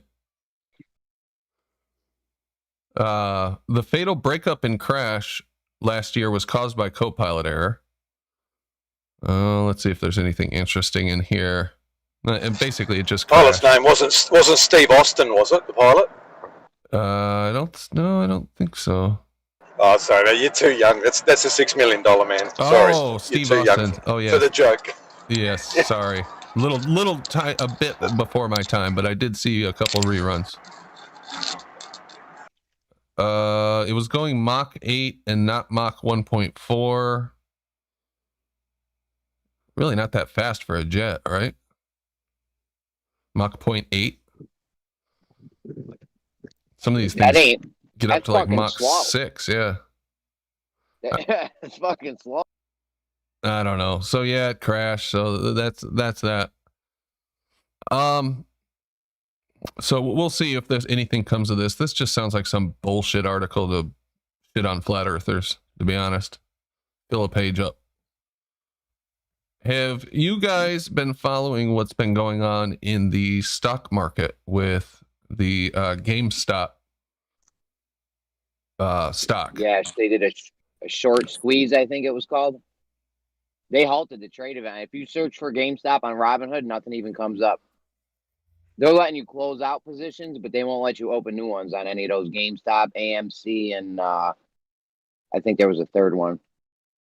AMC and they actually halted a bunch of them. I was looking earlier, there was like a list of 10. Best Buy, some other stuff. I think some airline. I hope there's a class action brought. I hope they run them for like everything they got, basically. That's a bunch of bull crap that because it's not going the way they want it to go, these people are able to shut down and stop people from buying. That's not okay. Well, it's actually worse than that. It appears that the people involved had interest in shorting the company and were using these platforms to do that. Yeah, and backed up by big bank like JP Morgan and so forth. Right. But from what I understand, that's why the Reddit people even got into it in the first place, because they realized that they were going to short, and they were trying to fight back against the company or the people that were trying to short this. You're an investor, aren't you, Data? Hey, Data, you're into investing. Why don't you explain just briefly what's going on? Because some people may not even be aware of what the situation is. So basically, you bet on a stock to either go up or go down, right? And you have these options called puts or calls, and it's basically I predict the stock's going to go up here, I predict the stock's going to go down here. What happened is this company took out billions of dollars short. In other words, they took a company that was legit, had financials, was valued around $16 a share. It was on the market at $3. So what happened was there was some hype getting the stock interested, say, hey, this company's worth at least $10, let's buy it. Well, what happened through the discovery, they found out the stock was short at 140% short, which means is that they were 40% over the actual shares that existed, called naked shorts, which is pretty much illegal because it's shorting shares you don't own. So they had done that, and so what happens is once you start buying, they have to cover their position, and so they got together, a group of them online called Wall Street Bets, and they got banned from Reddit. They got banned from a whole bunch of platforms, like Discord as well, from organizing. And essentially what it was is they promoted stocks they liked and thought they were treated unfairly. And retail investors got together and said, hey, we're going to buy this stock up. It's shorted heavily. And it didn't work in these major hedge fund companies' favors to the point where they can't get out. And now they're on the hook for billions of dollars lost. And all the retailers got it. One guy took his life savings of 50 grand. This is from Tim Pool, too. I don't know if you guys watch this guy, but he's on YouTube. Tim Cast, Tim RL, whatever it is. Yeah, I check him out every once in a while, yeah. And he talked about it today. And so he invested in Nokia.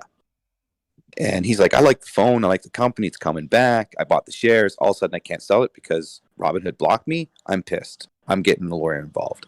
And that's really essentially what happened is that the company were losing, these hedge companies were losing their shirts. So that's pretty much what happened. The retail investor won today.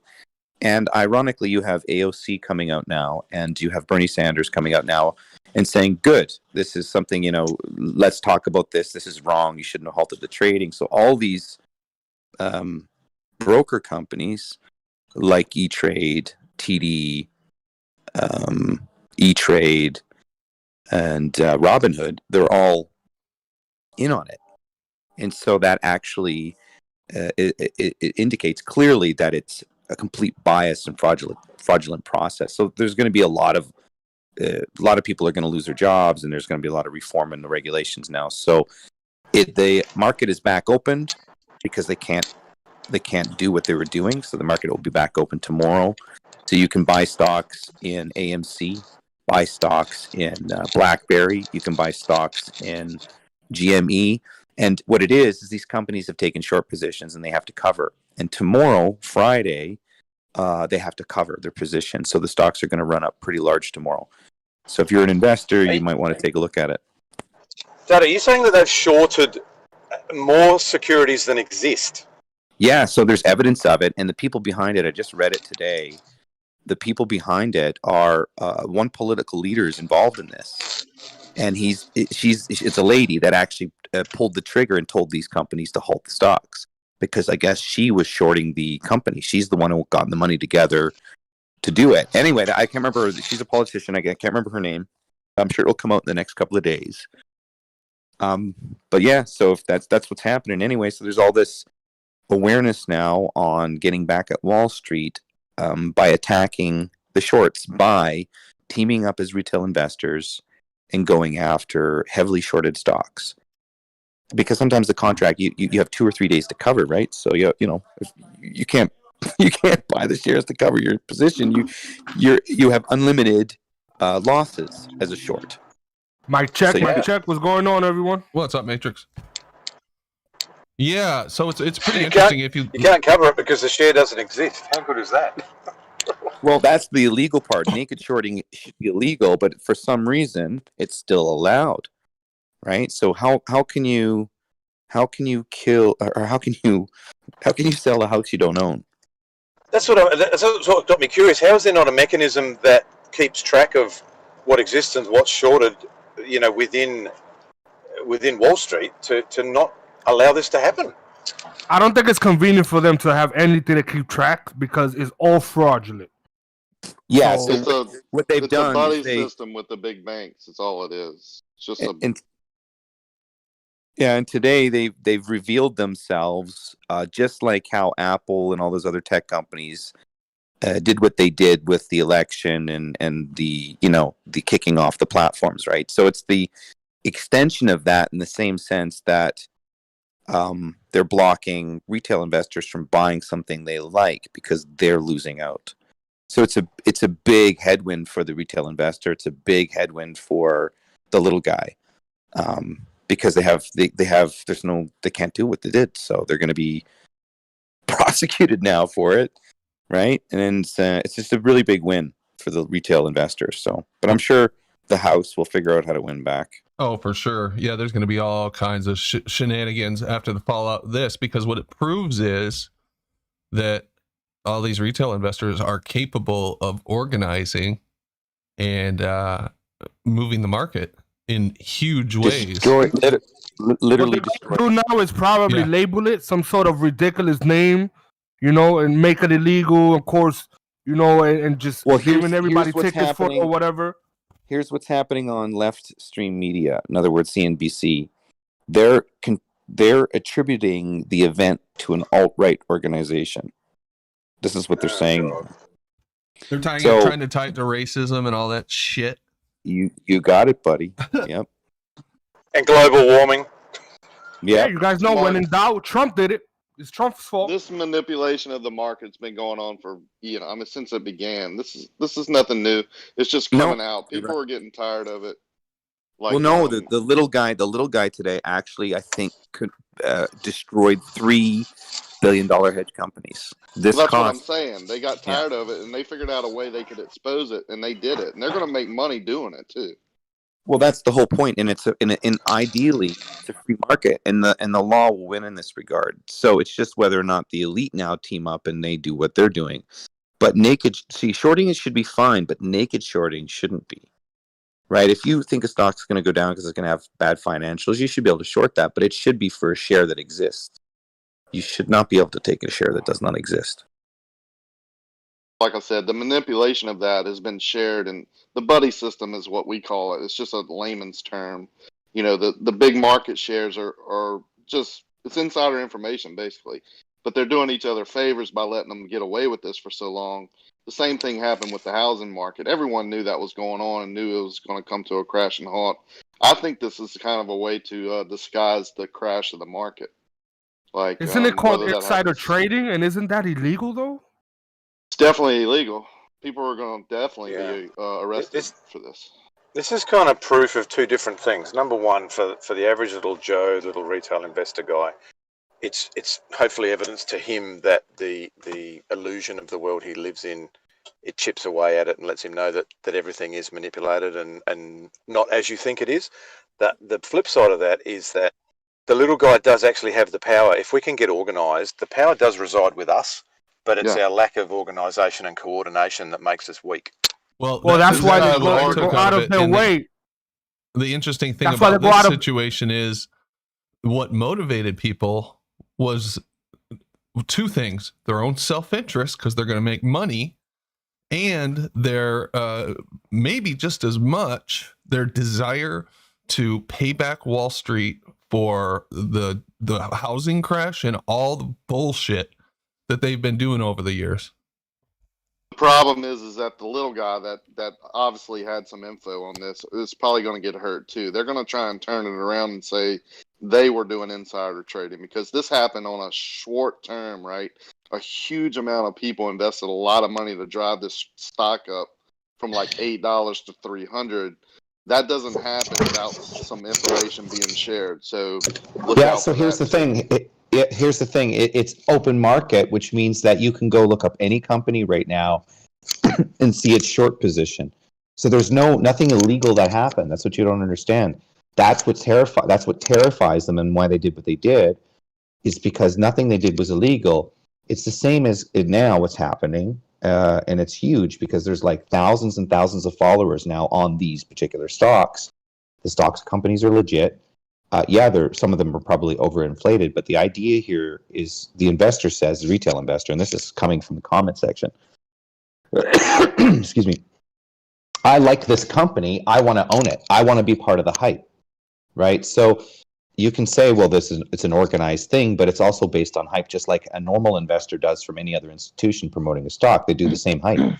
They come up with an analyst report, they promote it, and they say they give it an analyst rating. Well, if the analyst rating is like, hey, 48% potential in the stock, that's no different than the guys, individual retail investors getting together, looking at the short interest and going, hey, we should get together and we need to buy up this stock to get the shorts to cover, because if they do, it takes 2-3 days to cover, and we keep buying the stock, they're never going to cover, and it's just going to keep rising and rising and rising. And if we get everybody in on it through the hype of it, well, then they're going to keep. And essentially, it went from $3 to $500, and it bankrupted 2 hedge companies. And here's the thing: the hedge companies have been doing this a long time too. All the hardworking real companies and real retail investors, they've been doing it for 20, 30 years, all the time, which is short good companies. So a company is good, got good financials, it's raising capital, it may have a bad quarter.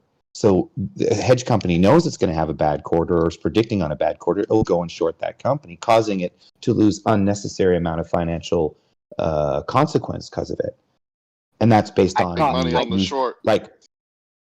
Citron is a company that, if you follow Citron is a shorting company that actually literally goes out and reads the financials of the company. And granted, sometimes they have merit in their review of the financials, but they have interest in that report, either to profit from the gain of it or profit from the fall of it. So profit on both ways. They'll short it, drive the price down, then they'll have their other hedge fund buy the stock, and as it increases, goes back up, they make money on that side too. It's manipulation of the market. Yeah, it's earlier among themselves. Isn't the part where they stopped people from buying, isn't that part not legal? So that part there from buying is completely illegal. It's complete. Oh, sorry.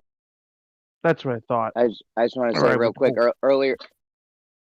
Earlier in Gems, Zanuck was bragging about how he made 10 G's off shorting the GameStop, or bought it or whatever, and then he was hot micing a few minutes later, and we heard him say he only made $2 or $3 grand on it. So we caught Zanuck in a lie out there, just so you guys know.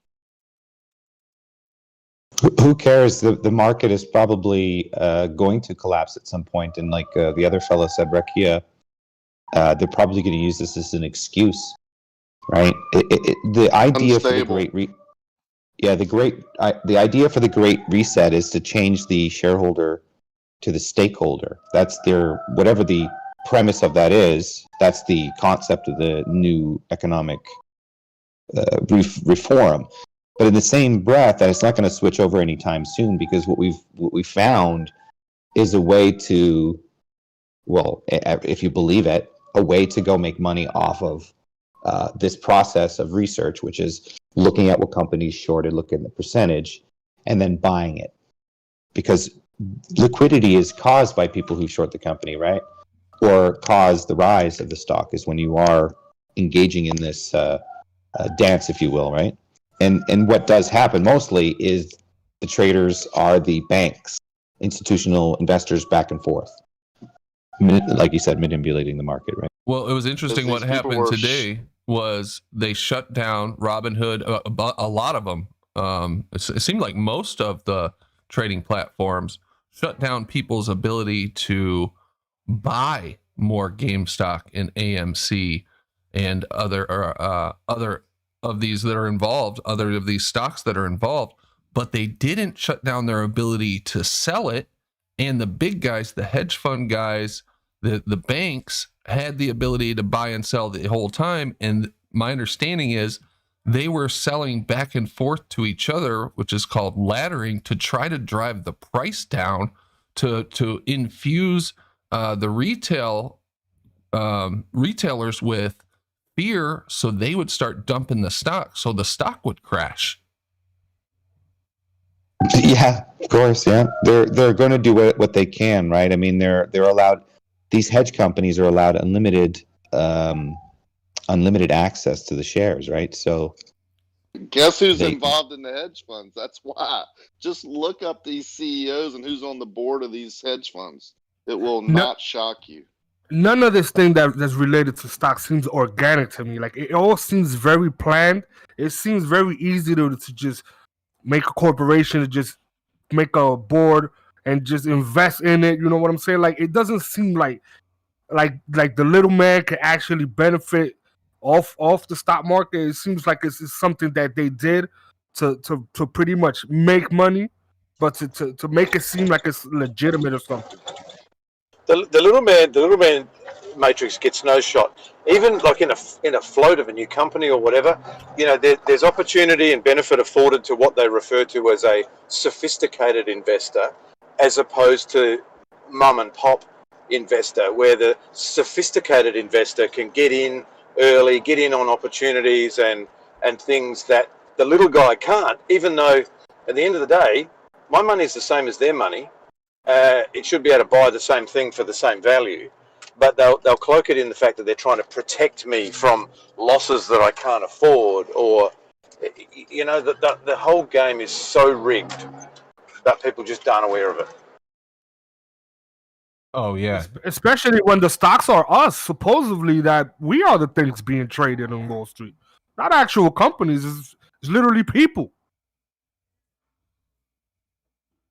Yeah, I don't know too much about that. I've never researched that too much. That whole thing. I did look for the securities that are backing my person or whatever. I could never find it, but I'd love. Yeah, supposedly your birth certificate. Your birth certificate is like a trust indenture that you give these people. So these people, everywhere you go with your Social Security, where everywhere that's administrative, you pay them with your Social Security and your Social Security and your birth certificate. That's what you give them to pay, because that's what they withdraw the money off of. So it isn't free. The governments are not giving you anything for free. You're literally paying everything that they're giving to you. They're taking it out of a portion of your money. So that's how that works. So when in Wall Street, when they say that they're trading stock and it's people, all those stocks, it's all us.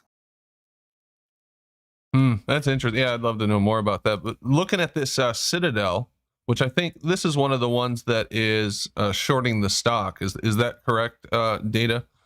I believe it is. Citadel. Yeah, that is the one. Yeah, that is the one. And well, guess who a senior advisor to Citadel is? Mr. Ben Bernanke. Yeah, but who's the lady? What's the lady had the lady's the one that pulled the trigger and halted it. She's the one who is the main interest in the short, or she could be the bad guy. I don't. Slicer. God, I had it right on my tongue. She's been in the news before, right? Like I said, nothing new under the sun. This has been going on. It's just people found out a way to really expose it. And it's a shame that it's happening now, because this is going to get, this could really turn things, right?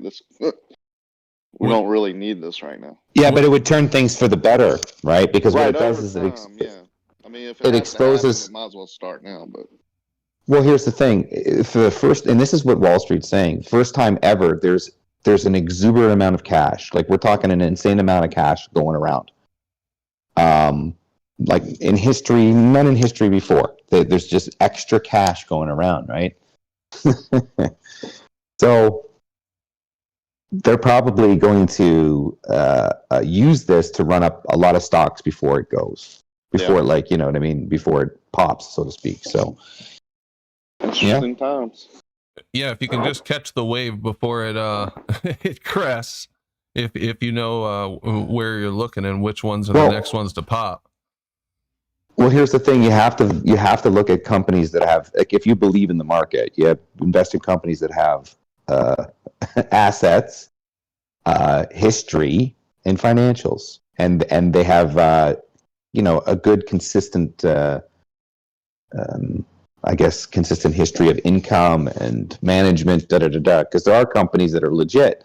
So I think the idea of one investor or one advisor said, and I don't really believe these advisors, but I agree with maybe perhaps the idea of what he's saying is that once there is a kind of like a recorrection and a regulation recorrection, there'll be slow growth based on actual fundamentals, not 30, 40, 50 times earnings on hype, like most of these stocks are. Well, yeah, this is all hype. This is like, I was thinking earlier today, what's the difference between this GameStop and, say, Bitcoin?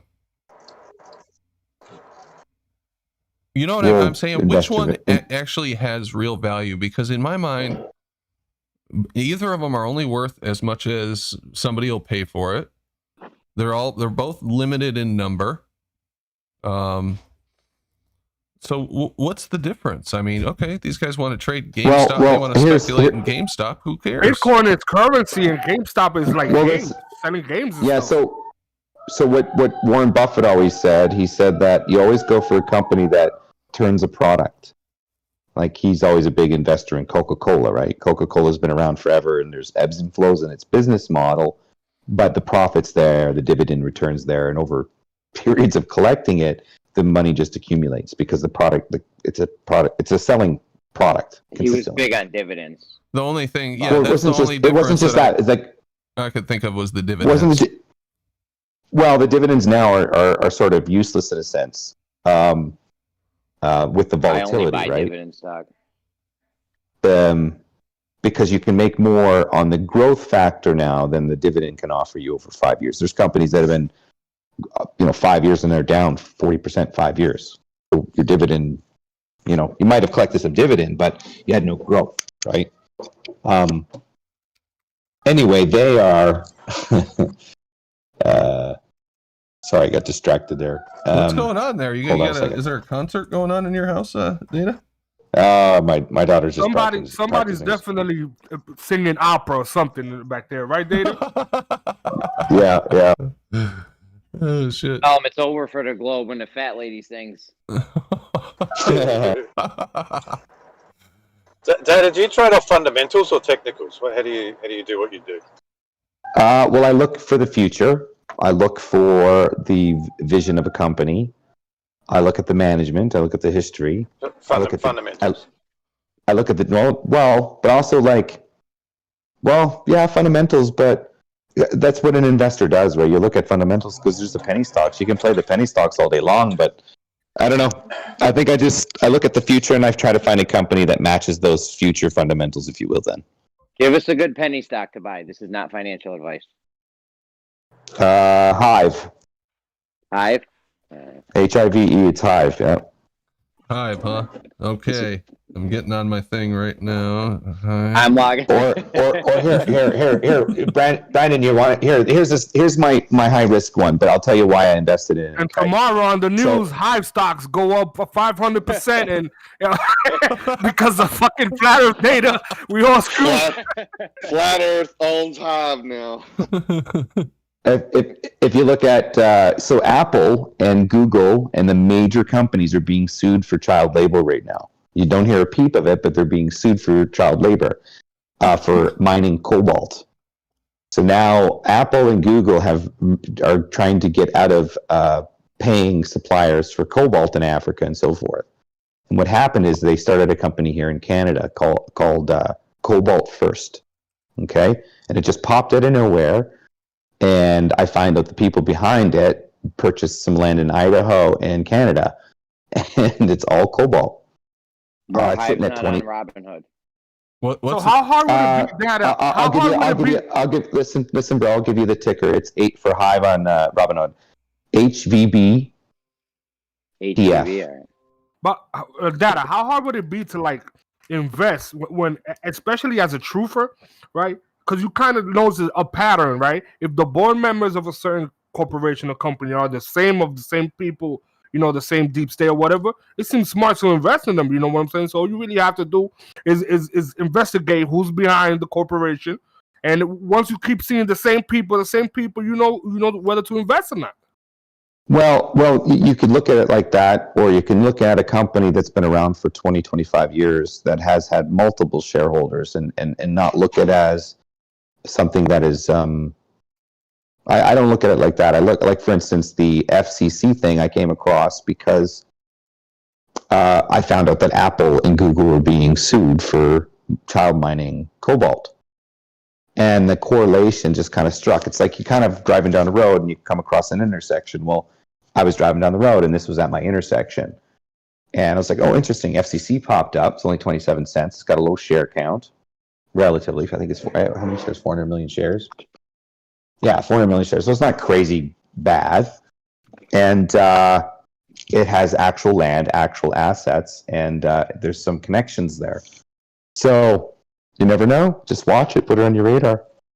First Cobalt, because it's all about batteries, right?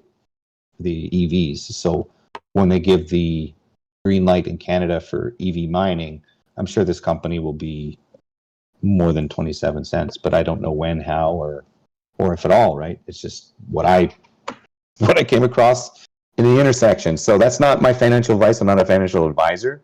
But when I come across things like these little simple correlations, it could pay off. It could not. I don't know. If you take financial advice from us, you are out of your fucking mind. That said, I think I'm going to buy some of that shit that Data said because it sounds like fun. You I don't still take can't Data's find advice. You're a finance denier. I still Yeah, I can't am a find finance denier. Yep. I still Yeah. can't So find Beta, Robin let's Hood say even a with the rocket company it's- pops out of nowhere, right? Would you invest knowing that it's bullshit? Wait. Jeremy was talking. Hold on. I can't. I searched HVBEF and HIV. No, it's Nothing's coming up. it's HVBTF. Thomas Frank. Oh, all right. HVBTF. Yeah. All right. So how about it, Data? What if a rocket company pops out of nowhere? So Knowing what you know, would you invest? I looked at investing in these for hype, right? So when you look at these companies for hype, they go through periods of raising funds, and they raise the price of the stock market by promotion or by achievements or contracts. It's very typical, right? It's just it happens. There's like 9,000 stocks that trade a day. $1 trillion trades every day. So there's many to choose from. I just look for the future. So if they're going to be producing Cobalt, and they're going to be doing cybersecurity, and they're going to be looking water's going to be a big thing eventually. Okay, water is going to be like gold, because what's happening with the SDR, which is the new, I guess it's going to be the new digital currency they want, which is called the SDR, which they're going to want to devalue gold. This is just speculation. They want to devalue gold and Bitcoin and produce a digital currency called SDR. That's what the Economic World Forum wants to do. So when you see all this stuff going on, you can actually probably secure. This is what happened in 1929. People made a ton of money, and they bought all kinds of things with the money, and then they kept the money in the market, and it crashed, and they had all these assets. And so you end up selling all your assets really cheap because you lost all your money. You have to start over again. So it's kind of that history repeating itself again. Through inflation as well, they can also pump up the stock market, but then things get more expensive. Like houses get more expensive, cars get more expensive, heating bills get more expensive. But yet you've made more money in the stock market, so it doesn't really benefit you in a sense because inflation as well. So it's kind of like this big zit that you can see forming, and history repeating, right? So be careful investing, get in, get out, and you don't necessarily have to follow the. I'm a contrarian, right? So I'm a contrarian investor. So if I find Apple and something wrong with Apple, and I see a company that could benefit for something Apple did wrong, then I'm going to go with that company. I'm not going to go with Apple because I'm contrarian to, what they want you to do, which is invest in big tech and so forth, right? Gotcha. You could do all that. What do you mean by investing in somebody else? Do you mean like investing in their competition at the moment? No, so like again, I'll be reading an article, and I'll find out about Apple being sued for child labor for mining Cobalt, and then I'll get some news, and something will come up like that day. You know what I mean? As I'm reading that, then I'll come across this company, and I'll get this news on this company, and it happens to be about Cobalt, and it's Canadian. The people involved are pretty legit. The company's starting. It appears legit anyway. It's still speculation until the quarters start coming in. And that's all relative to when the EV kicks up. So what it is, it's getting in the ground, hopefully getting in the ground floor. It probably could crash to 10 cents from now, but it's getting in the ground floor of the battery making, knowing that Apple was just sued December of last year. So it's not been a long time since the lawsuit has hit ground, right? So Apple, I'm sure, is still having to mine these facilities but they're going to slowly get out of it. So why not be on the ground floor for a Canadian company that is maybe, let's say, ethical? There's nothing, no child labor going to be involved here. So all the money in funding goes into that. That's what I think could happen with this Cobalt company. Well, I see we've got a couple of people who have joined since I said anything. We got Sean G in the Discord. What's up, Sean? Oh, you must just be listening. And there was one more I thought I saw. Wasn't, yeah. I could have sworn I just saw a paid NASA shill in here. He must have just popped out once I opened my mouth. All right. I wanted to see if there was another perspective on this. The reason I'm interested in this is not to make money, although that would be nice, is just the ramifications of it. I think this could be a much bigger story than just these particular stocks. So keep an eye on it. Ricky, I totally buy into what you were saying, that possibly this is the start of their excuse for crashing it. And I do think the ringleaders, whoever they identify as ringleaders of this kind of market insurrection, they're going to go after them hard, because somebody who's going to lose a lot of money potentially on this, and they're going to want to make an example to put an end to this shit right now. So. Yeah, I was definitely thinking the same. Somebody is definitely falling for it. Somebody's going to be the fall guy. Trillions. This is death money. This isn't slap hand, put people in jail money. This goes deep for a long time. Don't be posting if you invested in that in the GameStop. Don't post it, because chances are everybody that posted something about it, about some sort of winning, is probably going to get prosecuted. Just to make like a no, dude. There's nothing. Listen. No. They didn't do anything illegal, brother.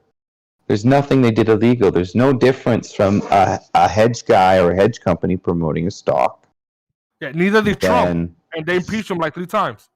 Yeah, but it doesn't matter. The people are going to win here because already, legally, they didn't do anything wrong. Baby made it up.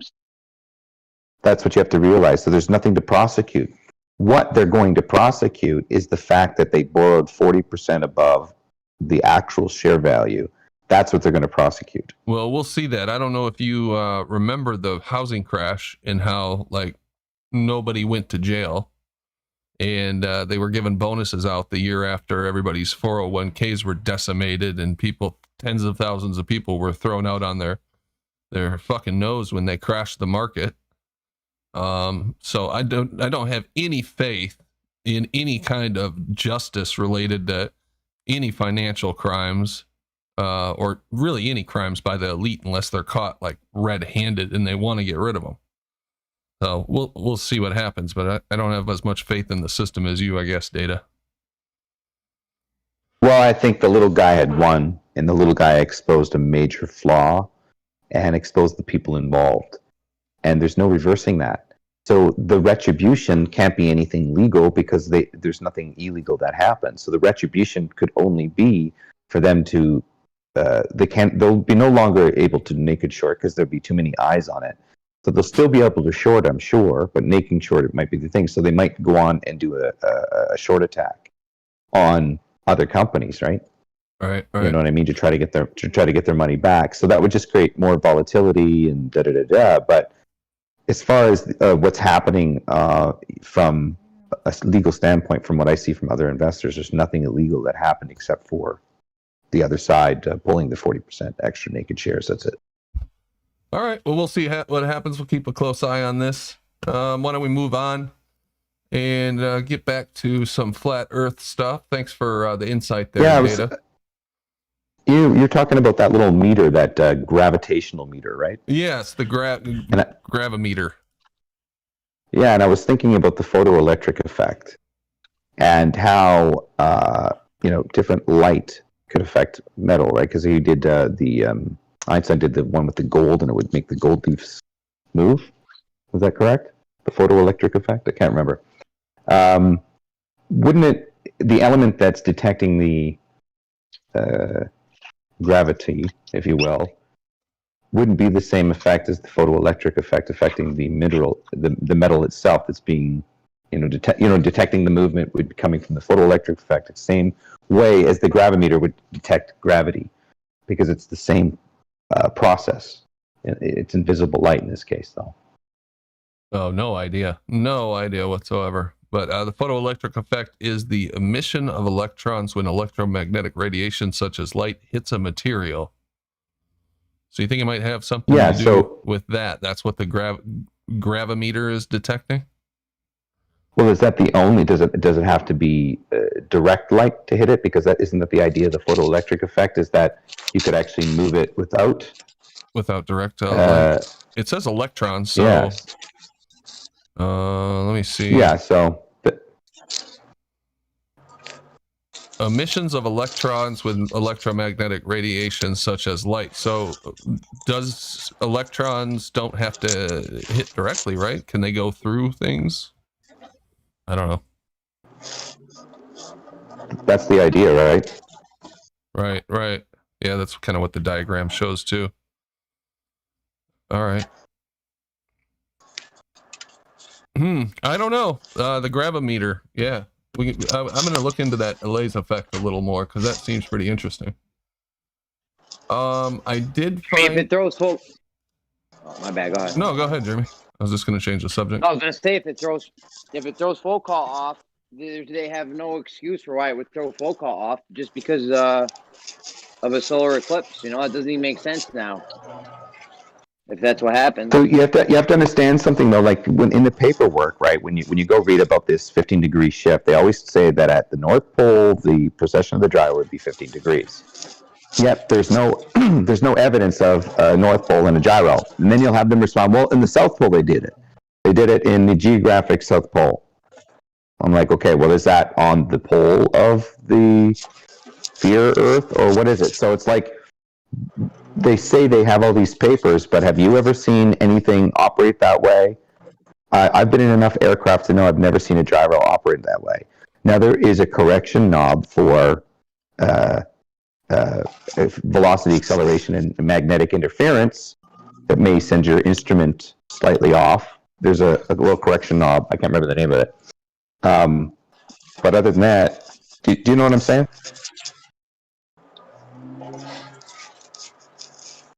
May not. I don't know. I'm not a pilot. Well, I'm just bringing up the pendulum gyro precession concept. Yeah, I mean, next time there's a solar eclipse, I'd love to get a pendulum, a gyro, whatever. Yeah, but you're the cause of it all. You're the cause of it all. What do you mean by that, Data? You're the cause of it all? Well, you bring the pendulum there. You set up the idea. You're thinking of the idea. You're thinking of the concept of what the results are. I mean, we just want to see what happens. That's all. You're bringing a manufactured construct idea, an observation, something, and reifying an observation is something. You mean basically you're deciding what the results mean, right?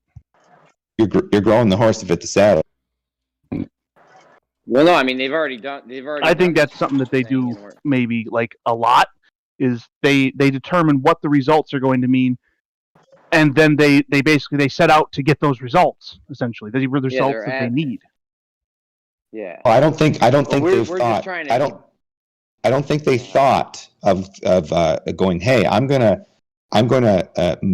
make a pendulum move, and therefore figure out, okay, now I'm watching this pendulum go. Hey, maybe if I do this with the pendulum, the Earth spins. No, I don't think the pendulum was that idea. I think the idea with the pendulum, it's processing for the fact of what the motion of the ball moving through air. You don't. I think what it was is we need the Earth to move. Material. This thing moves. How do we make it that this thing moving is the Earth moving? That's what I think it would be more like. Ad hoc explanations, but the thing is, I just want to do this to debunk their claim. That's all. Yeah, but what are you gonna get a big, like what? What kind of a small little gyro? I don't know if anything happens to the precession with during a solar eclipse. That's the notion of Earth rotating, causing the precession happens out. It's out. We can disregard that because we know it's not, because it doesn't fucking follow during eclipse. It has nothing to do with Earth rotating. Yeah, Nothing to do with but Coriolis. you're not applying the idea behind the presupposition to begin with, right? Like it's a construct that you're reifying by an observation. You have no clue what's causing that observation. You just think it is. Yeah, and we're gonna know it's not Earth spinning after we do it with the eclipse and see it, see the precession deviate or whatever. Yeah, but then you're associating with some sort of physical movement of Earth being non-physical or physical. The point is, it's a contraption that has its own pattern based on its own properties. The properties are independent. It doesn't give a fuck what Earth thinks, dude. It's doing its own thing. What you think it's doing is a whole entire issue. I know, but we won't have to think anything afterwards. We'll know that Earth spin isn't causing the precession because it gets fucked up during a solar eclipse. You know what I'm saying?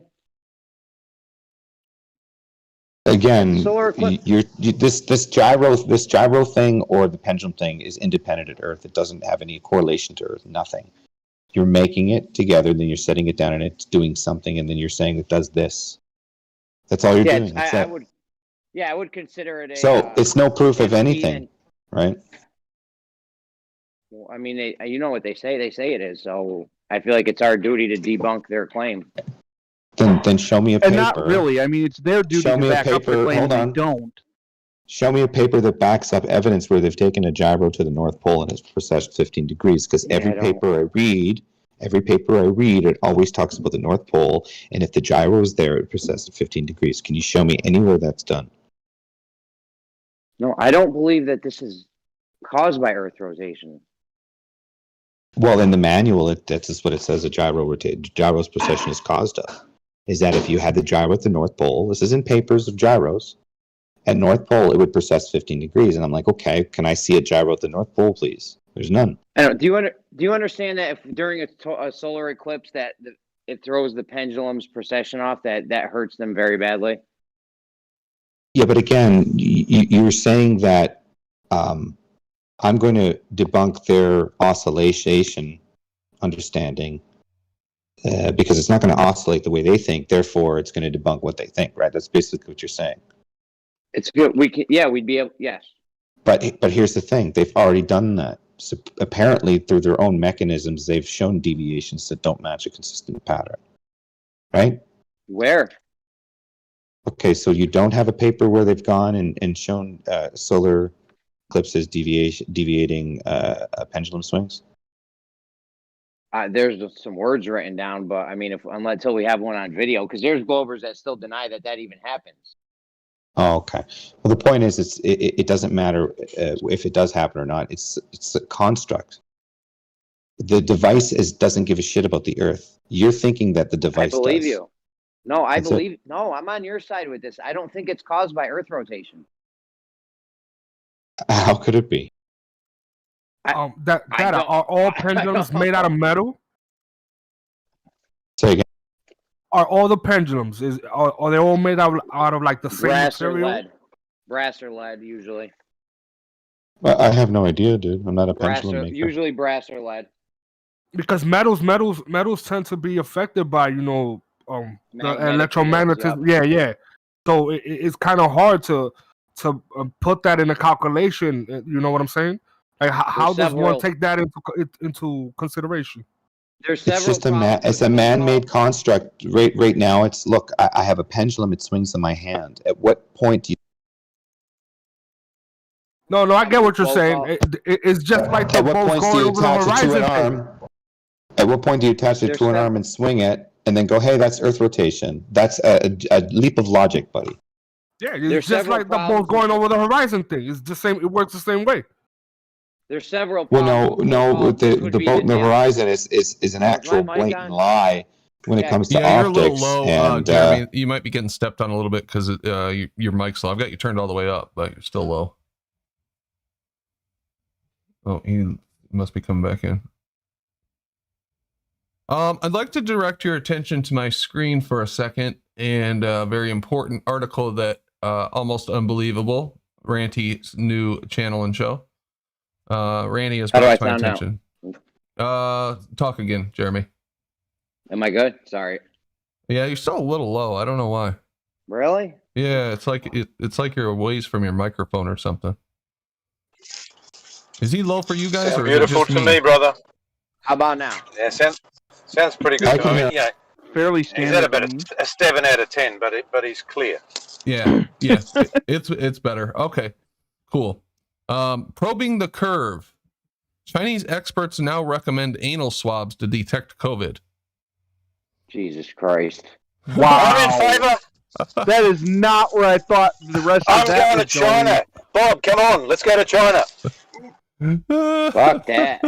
The second sentence is even better. An entire school of students and staff was anally swabbed in Beijing after a 9-year-old boy tested positive for the virus. Oh my goodness. Anal I think swab, that's the yeah. draw. I think that's the limit if they bring that over here. That would be the things where people just get them. Yeah. I think people be like, fuck that, fuck all of y'all. I'll tell you No, what. they won't. I'll tell you Come what. on, Yeah, dude. man. Did Yeah, you man. just say that's These the parents limit? over here, they are I think if they try to bring that shit over having here, their it'll be a problem.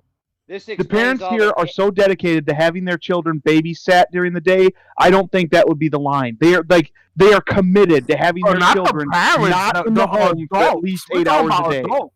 or whatever. No, Like, this would Bob. explain all the No, this would no. explain Actually, all- this is a conspiracy against farts, and now we're all going to be required to wear diapers.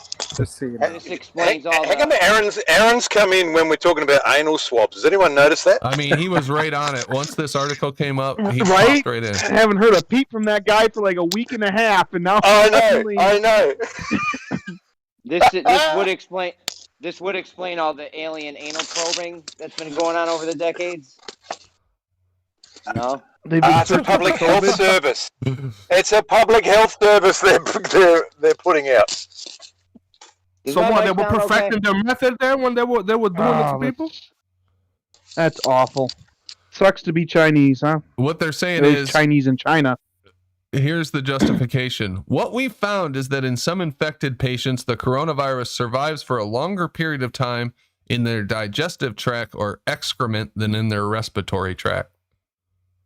Hmm. And it says, Lee added that while some people may be completely asymptomatic, as in not sick, and show no trace of the virus in their respiratory system, residual traces of the virus could be unearthed in the anus.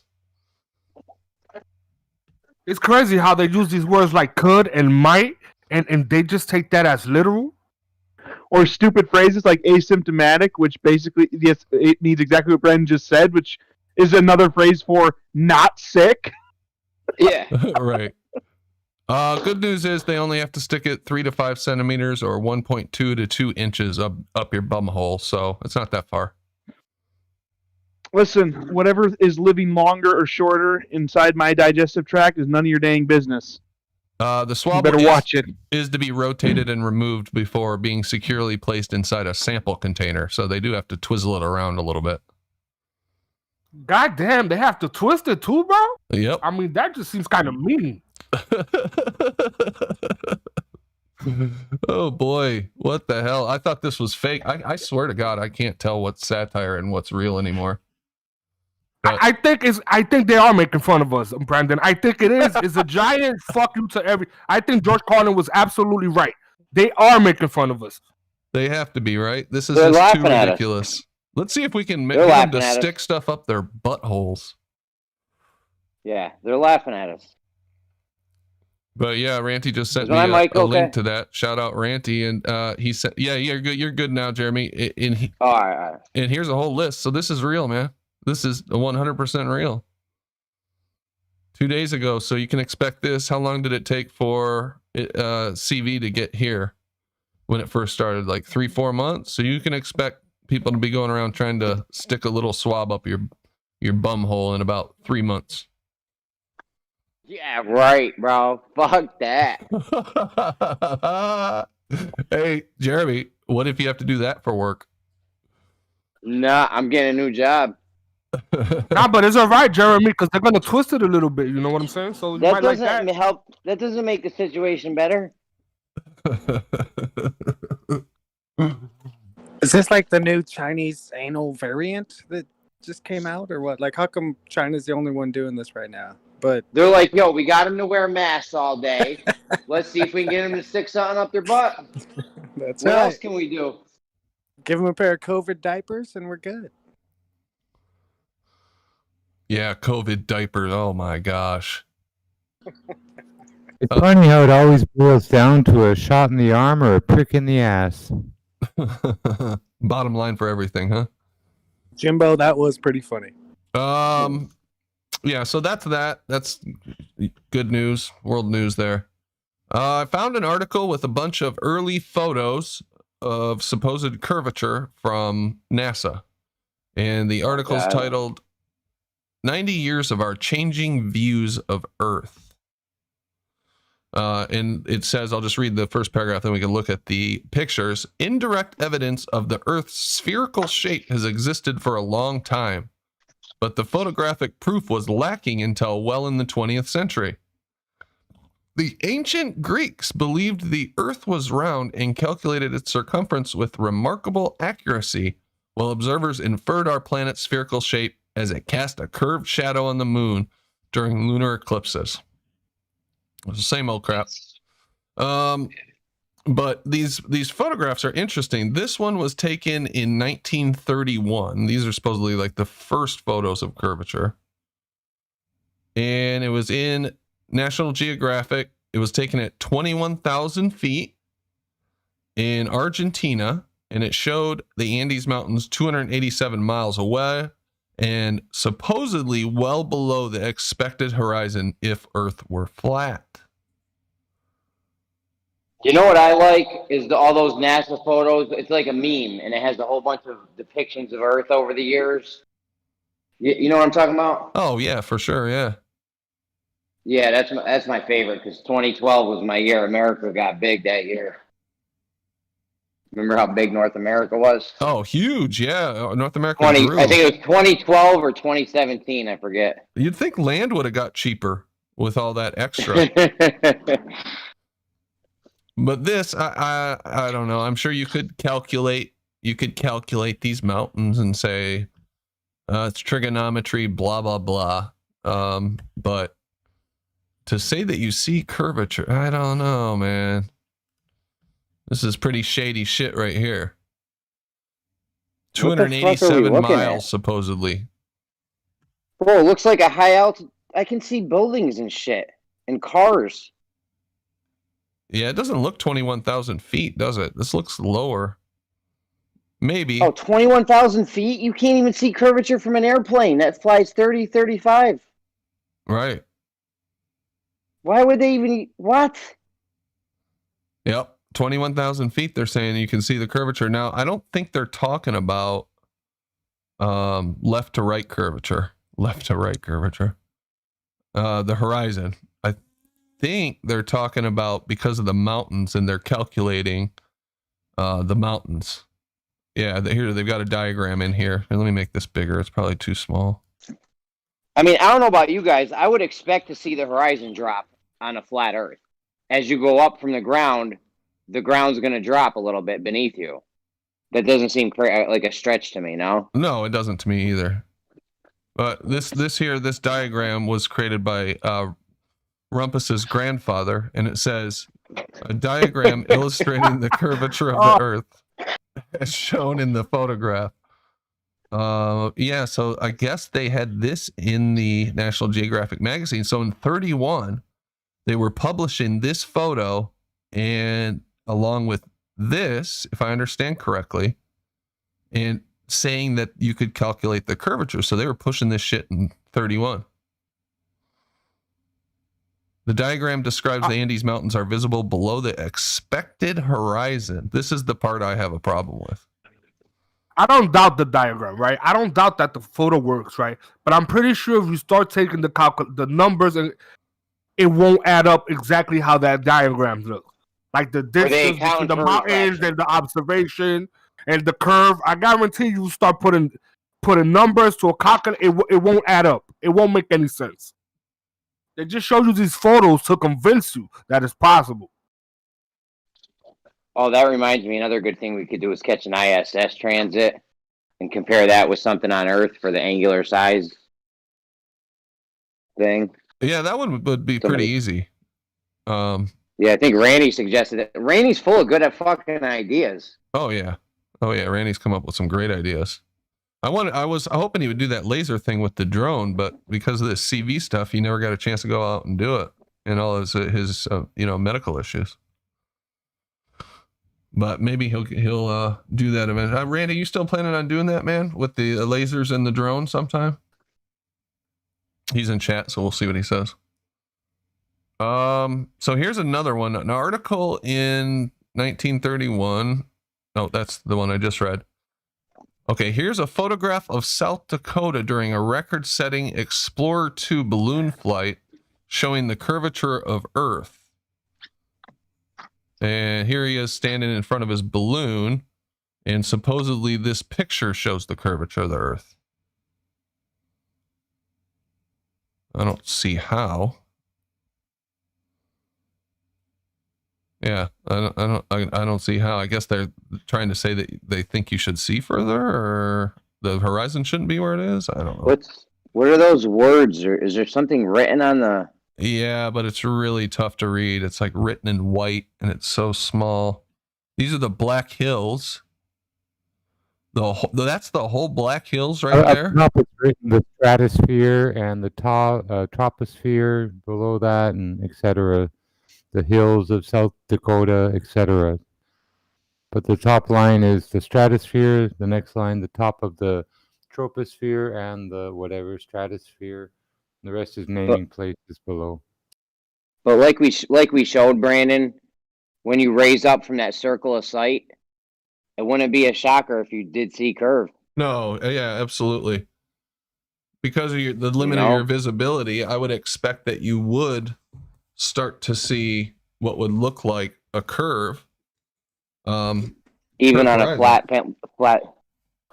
flat surface, yeah. Yeah, absolutely. Now, some people will argue against that, and that's fine, but I think that there's evidence for that.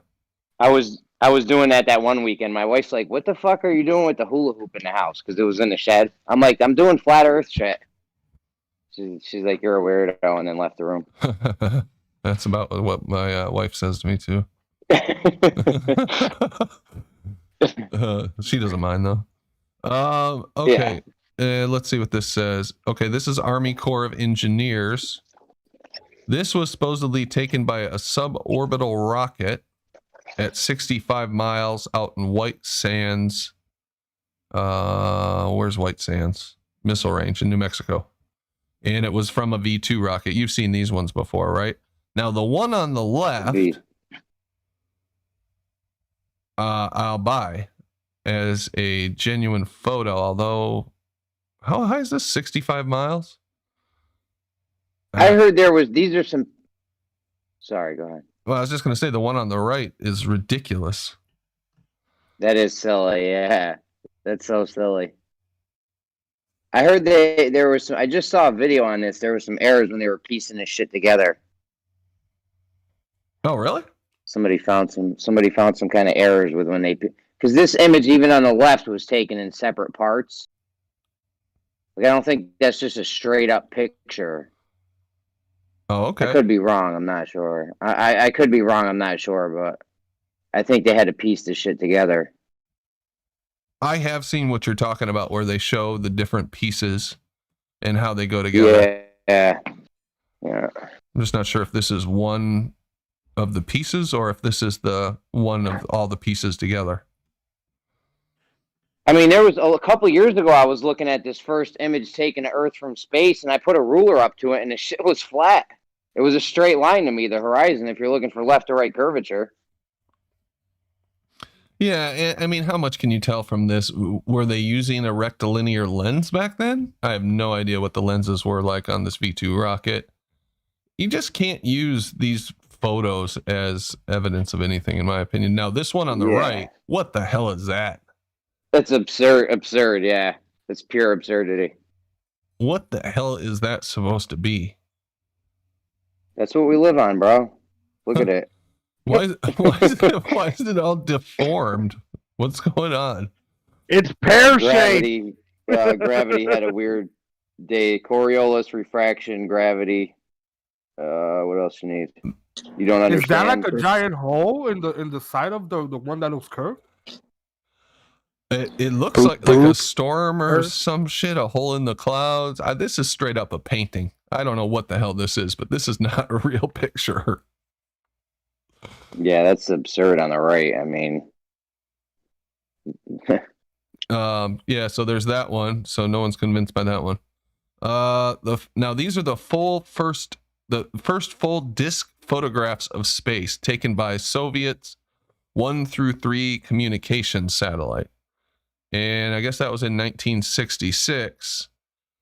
I thought these ones were really interesting too, especially this one on the right. You gonna tell me that's the one real? on the left? Look at these. The one on the left doesn't look. The one on the left doesn't even look too spherical compared to the ones on the right. Look at the one on the left. It looks all. This is me. It just might be bad camera. Dude, what is that? I don't know. It looks What deformed. is that? The one on the left looks totally deformed or something. It's not even a circle. Well, it looks like it has 2 eyes and a mouth, like those drawings now they use to like make memes out of. Can you see the eyebrows and the 2 eyes? Pareidolia. Don't start that. They're gonna start claiming we got pareidolia or some shit. Yeah, no doubt. It does look like that. I see the face that you're talking about. Yeah. In fact, You I'm look gonna. at it almost like you could actually see it like it's got one right eye wide open, the left one's kind of squinted shut, like he's looking at something and he's disgusted. And a big old nose. It's a Jew. I mean, if we're going pareidolia, the Pluto one's the best one I've ever seen. You know how they superimpose Pluto on the planet Pluto? Oh, there's no way that's an accident, right? Yeah, man, come the fuck on, dude. And they named it Pluto, and Pluto just happens to fit on it. And I think Walt Disney was in on it with him. No fucking way. Is that even? Do they claim that's a real picture of Pluto? Yeah. Ugh. Ridiculous. Yeah. Well, not the one with the cartoon one on it. They superimpose that, but before you superimpose the dog on it, yeah. Well, check this out. Here's the thing. Let me clean this up a little bit and make this side better. And there we go. That's about halfway right there. Okay. Yeah, what the hell is that? This looks like some Satan shit right here. Now this might be my pareidolia. But look, it's a star. There's a star, right? I think the Discord for what are we looking at? You got the 3 planets on. Yeah, I'm not seeing Oh, you guys still see that? Oh, thanks. Yeah, I gotta switch the screen. Sorry about that. I keep forgetting which one I'm sharing. Come on, Brian! Get your head in the game. There we go. Game tight, Brandon. I'll try to do Okay, better. that's the cervix. Come on, Brandon. You're a high-ranked flat earther. You gotta learn how Discord works. Right. Well, now what is that? Doesn't it look now like a female urethra or private part, whatever? The cervix. Yeah. That looks real. Yeah, it does. Is that supposed to be Earth? Is that Earth? I think that's Earth. That's what we live on. Looks like, Jeremy. Yep. Fuck. Who did I don't this? see any anal swabs. There, if you look real close in there, you can see them. I was looking for a swab. Where's the swab? Just happens to also look like some type of demon too. No. That's what I was thinking, right? It looks demonic of some type, you know. But this one was the Soviets. Of course, I told you if you start looking into other countries, you're gonna find out that they. My fake screen's space. back to the 3 pictures again or whatever. Yep, I'd move back to it. You're gonna find when you start looking at other countries that they fake space horribly compared to NASA or SpaceX or America. We're number one. Yeah, Go but America. these were first, Jeremy. These were the first ones before America could even fake anything. And it doesn't matter. The other countries are terrible before and after America. Whenever you want it. Jeremy, you're being xenophobic, and because other countries fake space differently than America doesn't mean we're better than them. American exceptionalism is racist and bigoted, and it's all the phobes and isms put together, all of them. Very, I'm just saying, man, very well pointed out. We fake space the best, man. There's nothing you could do. Hey, I'm Brian, sorry. did you seriously thought that mirrored image was supposed to be the Earth? Wait, what? That is supposed to be the What are you Earth, talking my about? friend. Yeah, that right there is not. Look at the That obviously symmetry. is mirrored. Well, yeah, Yeah, this is, Did I you say mirrored it. Bob? Yeah. I didn't say anything about that being Earth. I said it looks like a cervix. I know, but why are you doing the mirror image of the one side of the Earth? What for? Just for fun. Is that how you guys find all these satanic figures and No, just Satan? humor. And that's It's how we you trick guys you into prove that coming the in here and Manasseh is making yourself demonic? look stupid. That's Just what it is. No, that's what it is. Hey guys, How dumb do you have to be to mirror that image? Notice when these guys pop in lately, is that we talking about NASA or the satellites falling into the clouds? How come you guys hate us talking about the space agency so much? Because you guys Don't talk bad about uneducated Papa. guesses. And Without them, comments. Brandon, without them, they have nothing. Nothing. Without Not really. those fake space agencies, you got nothing, bro. Look, I just came in Yeah, here you because stay I saw ready. somebody Carlos. mirror one side of the Earth and say, "Oh, look how weird this looks." I'm like, "Wow, great research." It That's was amazing Carlos, do you, research. do you Just know for the fun, difference man. between a guess and an educated guess? I don't know. Let me make an educated guess. Well, I can tell you what the difference is. Literally nothing. Okay? There's no difference between a guess and an educated guess. There's just guessing. It's in the That's name, it. educated and uneducated. If you show an X-ray technician an X-ray of bones, they might make an educated guess because they work on that field. If you show a And it flat won't Earth on matter, buddy. X-ray, It won't they will matter make an because it's still a uneducated. Yes, it would matter because one is educated and the other one is not. I don't want It my won't matter radiologist even a making tiny a little guess, bit, Carlos. buddy. I'd change The only time it'll doctors. matter is Okay, have a good after night. it's no longer a guess. Yeah, you got to change doctors if they're guessing. Yeah, that's it, Jeremy. If your radiologist is making a guess, I'd go to a different hospital. For real. That's what the X-ray's for, so you don't have to guess. Hey, is this plane designed properly so that it can stay in the air instead of just fall almost immediately or explode when it tries to take off? Well, I made an educated guess on the design. That's better than just, slapping it together, right? Yeah, I reckon we just proved a scripture then, mate. Remember that scripture that says, "Rebuke the devil and he'll flee from you." I think that's what we just did to Carlos. He came and went. Yeah, I just made a guess on baby. it, right, Bob? But for $56 million more tomorrow, I'll make another guess for you, if you want. Yeah. The idea that $56 there's million. any difference between a guess and then them slapping educated on the front, that somehow makes it more. It's still a guess. The only way it ever becomes better than the guess is when you verify the information and it's no longer a guess of any type.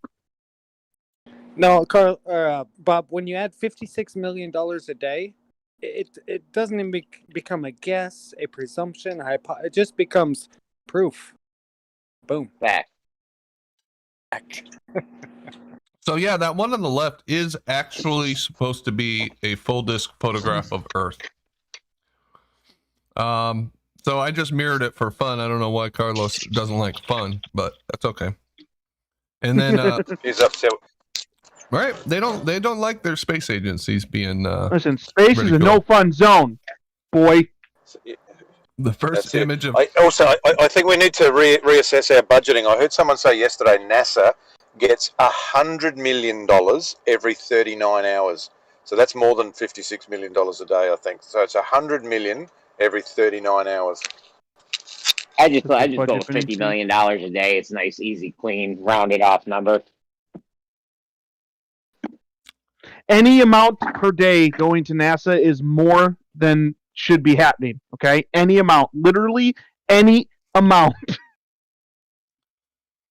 Well, at least they do better CGI work and put out better propaganda than the other people, like the ones that have satellites falling into clouds and that kind of stuff. Oh, they do put on a good show, though, don't they? And FE, 100 million every 39 hours. That means 100 million Americans every 39 hours give $1, right? Only 100 million of us, which is probably the taxpayer base, we only give $1, so it's probably half price of cheap, really. Probably half price of butt. It's only 50 cents a day. It's really nothing. Exactly. I tell you, I heard a So what are story you though complaining about? NASA invented what I'm told. NASA created or invented the rare earth magnet. That's the story I was told. And now, if they did, there's actually something we've all benefited from that $100 million every 39 hours. Rare earth What they do is magnet. though they get these patents and then they sell them back to us. They don't just give that technology out for free; they sell it to us. Oh, you mean the pens you can write upside down, right? Those ones, the anti-gravity pens. Is that what you're talking about, Jeremy? No, magnets. Oh, I thought you were talking about pens. The ones that they took to space, but that you can write upside down. Space pens. Yeah. That's from Seinfeld. Remember that one? Oh, yeah. It's a classic one. They're all classic. Yeah. Yeah, it was a good series. Oh, I loved it. Rare earth magnets are strong, permanent magnets made from alloys of rare earth elements. So they just mixed a bunch of shit. They didn't make anything. They just mixed a bunch of shit together, it sounds like. Bunch of natural shit, yeah. Yeah. Okay. That's scientific language right there, folks. We didn't have fucking magnets until NASA came along. Yeah, and it's easy for NASA with their money to buy up Hang on, inventions. I'll explain. So normal magnets made out of just a ferrous material like iron filings or iron, right? Compressed iron. But a rare earth magnet, they combined like NdFeB, neodymium ferrite, and boron, and it can hold a lot more magnetism in a lot less mass. Or what's it? Yeah, neodymium cobalt, I think. Yeah, neodymium ferroboron. So NdFeB. So that apparently that experimentation or that technology has come to us from NASA for only $60 million a day. And not only that, but also their technology and balloons. So we have magnets and balloons. We hear you, Jimbo. We hear you. Go ahead. The fact is, with all the money NASA has, they can take inventions, buy out the inventor, and claim them. And I'm sure that's what they do for a lot of the shit. I've just crashed the feed because I thought I might be getting some feedback. Maybe it's just me. Technology of like floatiness, right? So we have magnets, but not just magnets, but rare earth all of a sudden, and then these super balloons, and both. What would you call them? Both aspects of those things are controlled by one company. Helium and magnets. That's pretty funny. Yeah, so rare earth magnets, kudos. So rare earth magnets, balloons, and Tang. Thank you, NASA.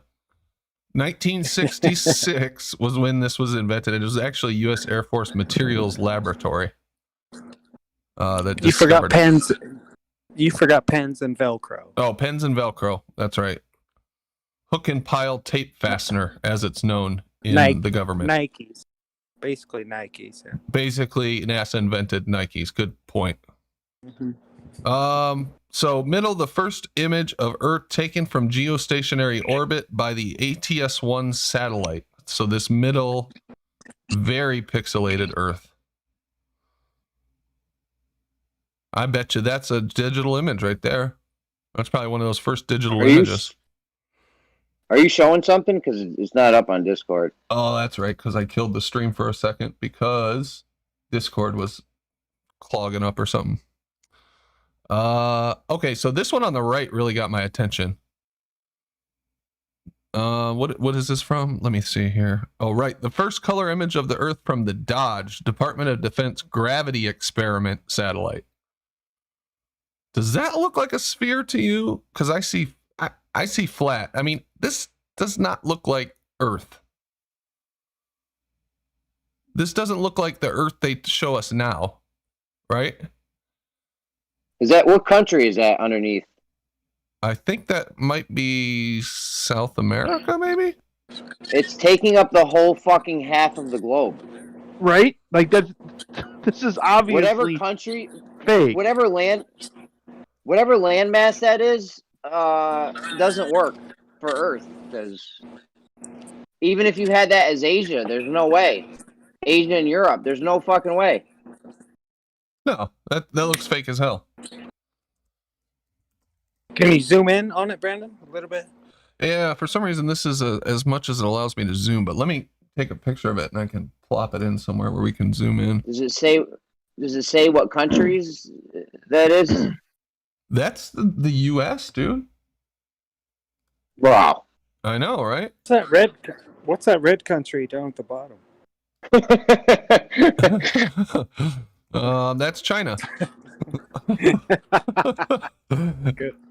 That was good. Here we go. No, is that really Russia-China collusion at the Antarctic? Yeah, that is weird. It's got like a balloon in it. Okay, so here's a close-up. This just looks fake as all hell. What are those lines going across it? Well, hold on. How far?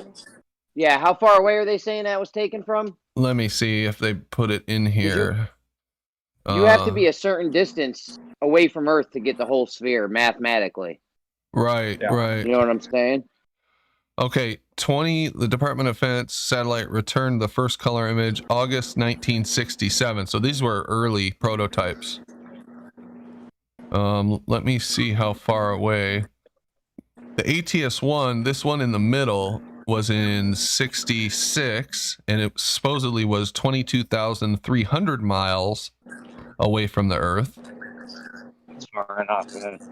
And the Dodge satellite, let's see if there's a wiki page for this. What would we do without wiki? Okay, Dodge.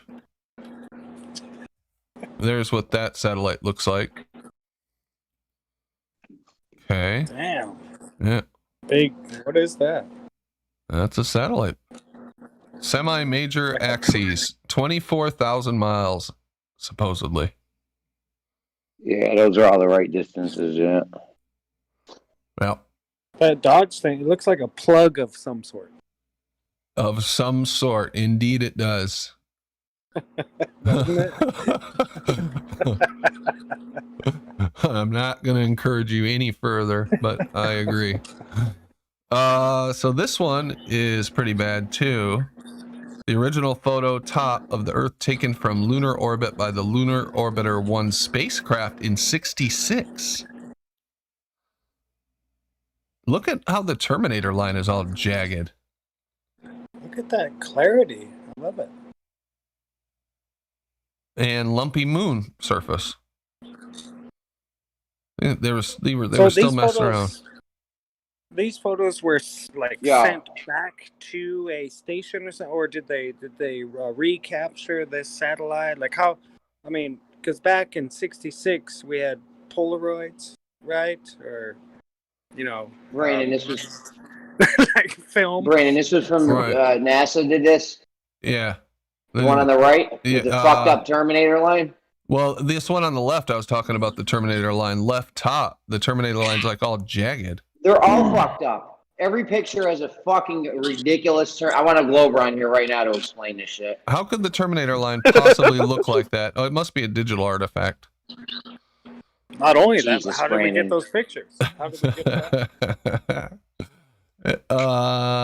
Yeah, how did they get them back? I think that, well, at that time, if you read into CGI, the history of CGI, it actually was NASA that developed CGI or digital photos expressly for sending images back of Earth and shit from space. Real quick Snapple fact: Adobe Photoshop and the Hubble, they have this. They share the same anniversary.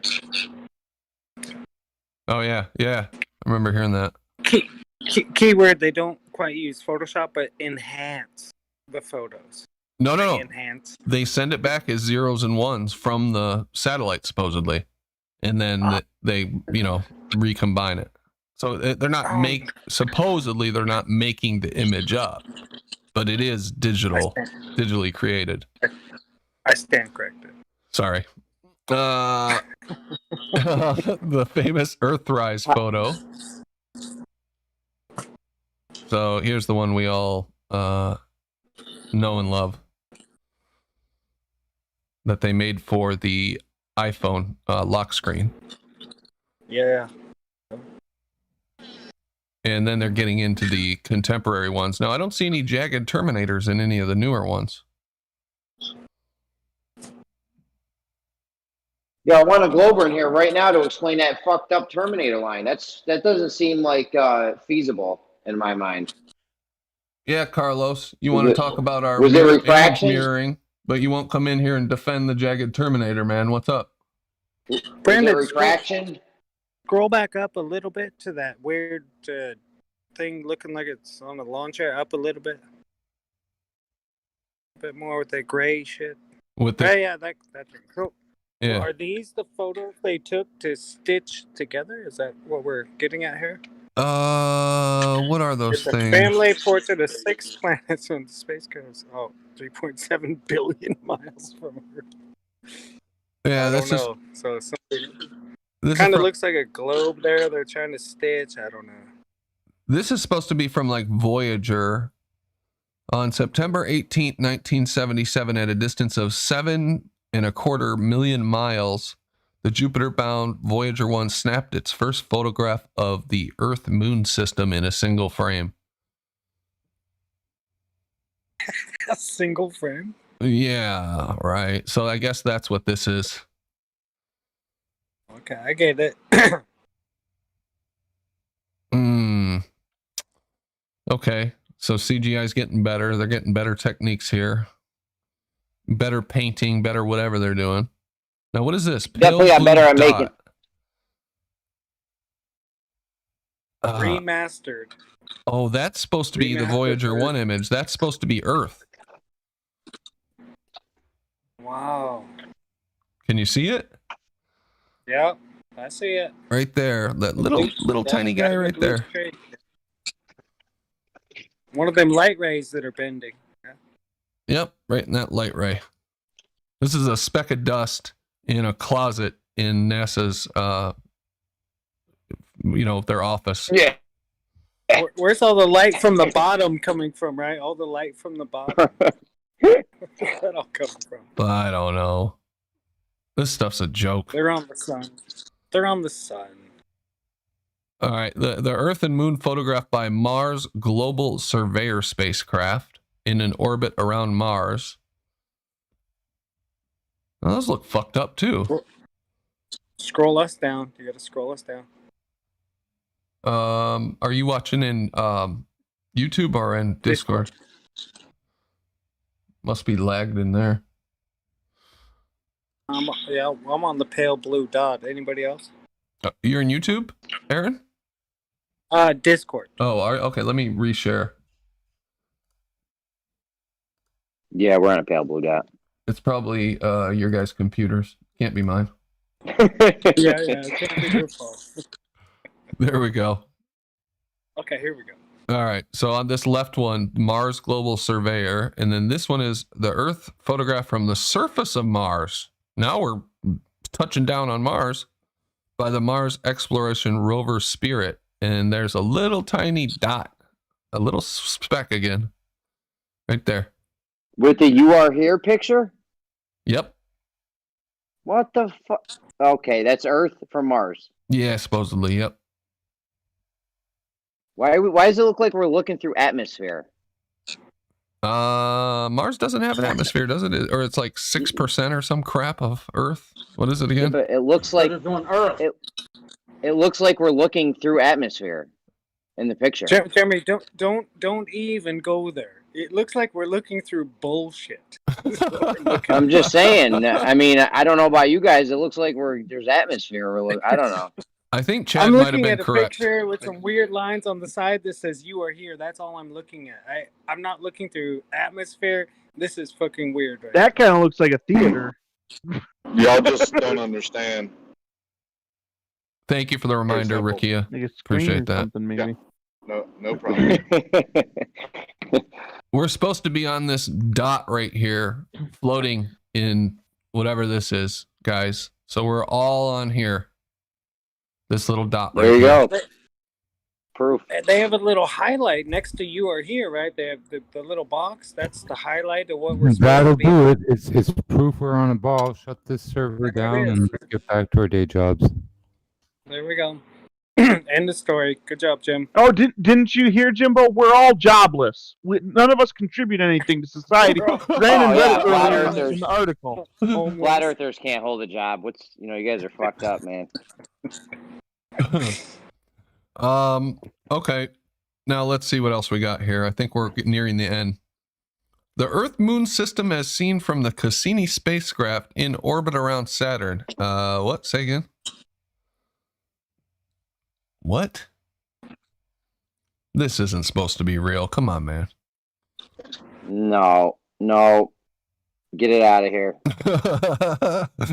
What does this say? The Cassini spacecraft in orbit around Saturn took a series of images from 750,000 miles away. They're saying that's a real picture. Yep.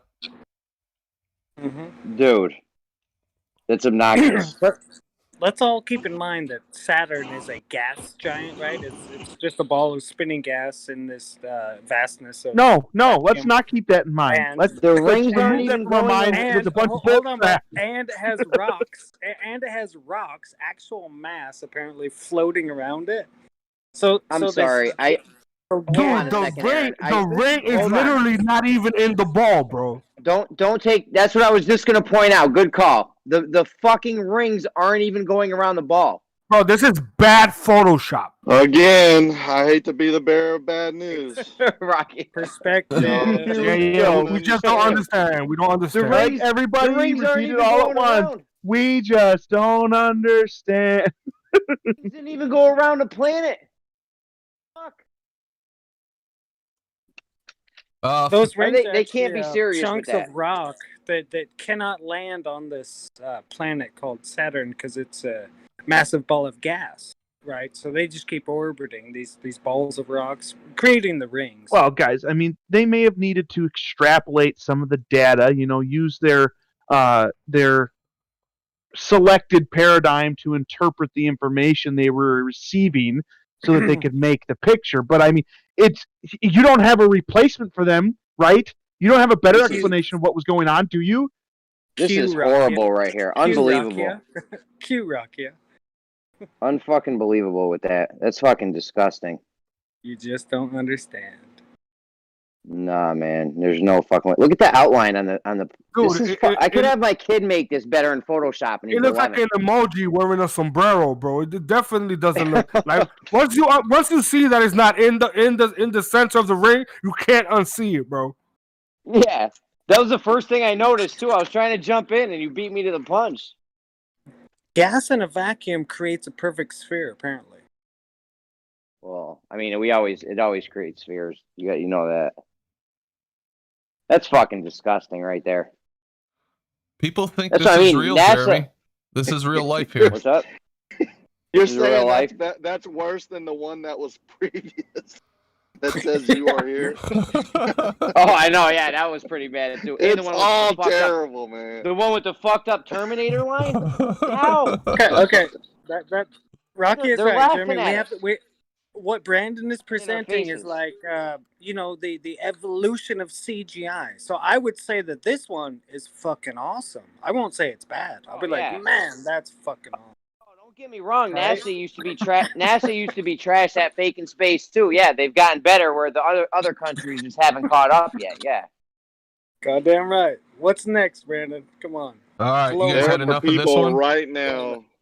There's people right now sitting on mega yachts at a dinner table, drinking the most expensive wine, eating lobster and whatever else, laughing their ass off. They're laughing at us, right? Believe in this stuff. They're laughing right in our. They're going, "Hey, Steve, you see what we did with that stock thing?" Yeah, but Larry, Man, did you see the picture we posted up on NASA's website today? They're buying it. Yeah. Did you see what All China's included. doing with the anal swabs? Remember what we did to the housing that was market? incredible. Remember that, Steve? That was awesome. Remember that, Steve? Why does it have to be Steve though? Because maybe. You can go with another name if you want, Aaron. Let's see here. Is there any more? That's it, guys. I'm sorry. That brings you up to date. That's the creme de la creme. I don't think I could have taken any more. That's it. In the event, couldn't The handle creme any de la more than creme of that. CGI progression over the years. That's it. That's all we got. I guess. When any of these guys say, you believe NASA is lying to us, all you got to do is think about one of these images. I like the Terminator one. Was the fucked up Terminator ones were my favorite, I think. Yeah, that one's odd. I've never seen that before where the Terminator was like that. And in none of their other pictures is it like that. Yeah. Hey, Brandon. Yo, what's up? They didn't have one where they have this is such and such satellite taking a picture of Saturn, and the satellite is in the picture. Yeah, I like that. Yeah, I've seen that. No, those are good ones. I like those ones. The Day the Earth Smiled. Have you guys ever heard of this? In the event dubbed The Day the Earth Smiled, people on Earth received notification in advance that Cassini would be taking their picture and were encouraged to smile at the camera. They got a bunch Show the of jack-o'-lantern idiots to smile up at the sky. Yo, show the jack-o'-lantern sun one real quick. I know you guys seen that one. Jack-o'-lantern one? The sun. jack-o'-lantern. You never seen that? No, I don't. Bro, they put this shit out on. Dude, they put this shit out on Halloween a few years ago. Wait till you see this shit. Oh my fucking god! Get Get it up on the big screen. They try to tell us this was real, man. Yeah, get it on the big screen, bro. Yeah, You are kidding me. there it is. It's solar flares. Solar flares. Yeah. They released this on Refraction Halloween. solar flares. Right before Halloween one year. Yeah, I Right on forgot when it Halloween, was. yeah. I forgot what year it was, but it's the sun. It's reality. Oh, this is just straight up mockery. How'd you never see this? They're laughing right in our It face. all is. Yeah. How'd you It's never all see this one before? This was a gem. I don't know. This one got by me. It's the first time I've seen it. Yeah. That shit's gold Kind of right how I there. see Blue Marble and M. Scott sitting around, like, I can see them like being a part of this almost, and just laughing their ass off when they get done with their session. Basically. Oh, I'm You sure. see what I'm saying? Like, it could be that way. It's no doubt. Yeah, it could. Yeah, get off the line and talk about how what you said was so funny, and the tactics that they use to make us think that we were wrong or whatever. It kind of makes me sick to think about it sometimes, if that's what's going on, And Rocky, after you've been on shows or whatever, and they've demonized basically just your presence and try and get an argument out, right? They'll send in the soldiers to mock you on a show, like Jose's and Gems and everything. They'll mock you on the show, but you'll take it. And then once you get off there, that's all they do is sit there and laugh to themselves. Whether they're in on it or they know anything about this fucking bullshit science, it's not science. But you know what I mean? That's all they do. That's all they have. All What they else can got. they do? What's that? I mean, when I see this jack-o'-lantern sun, it's like they're just trying to get you interested in space. Like, ooh, Halloween's coming up. What can we do to get people interested in space? You know what I mean? Let's make some solar flares and black spots on the sun, and we'll make it look like a jack-o'-lantern a little bit, and we'll put it out there, and people be interested in space. Well, Jeremy, you just brought something up to me. How boring would life be if we didn't have NASA? How boring would it be? I'm It not might be saying fu- okay, like how great would it be because we'd have great lives, but like what would we have to look at? I'd be, you know, looking at you going, man, you're weird. You're not quite, you know, human like me, or you know, I'd be, you know, analyzing you versus analyzing space. So, so NASA is kind of a blessing in disguise, a little bit, right? So now you got all these people that are just so focused and out of their mind on their own little world there. Where now that we can kind of understand, like, okay, how this world works, I feel more free, actually. You know what I mean? I have no do know idea what what you you're mean. saying. You're like not stuck Okay. in the you Sorry. know the brainwashing propaganda crap anymore. Sure. At least you see some of it, what's going on, right? You don't have to buy into this lie anymore. That, yeah, I get what you're saying. Yeah, but I wish there was never the lie in the first place, and they just handed us the truth. Yeah, What do you mean nice. they? What do you That'd mean be they? a Jeremy, better. right? What do you mean they They, handed us the truth? The truth is already you know, there. the people, whoever's perpetrating this, people at NASA. I don't know. Why would they ever give us any truth? Right? The truth is already there. You know, if you're the guy at NASA and you try to launch a rocket and you're like, oh shit, we hit a dome. All right, let's tell them there's a dome. Okay. I would have been much more pleased with that scenario. I get that. Instead of now they're faking this whole big thing.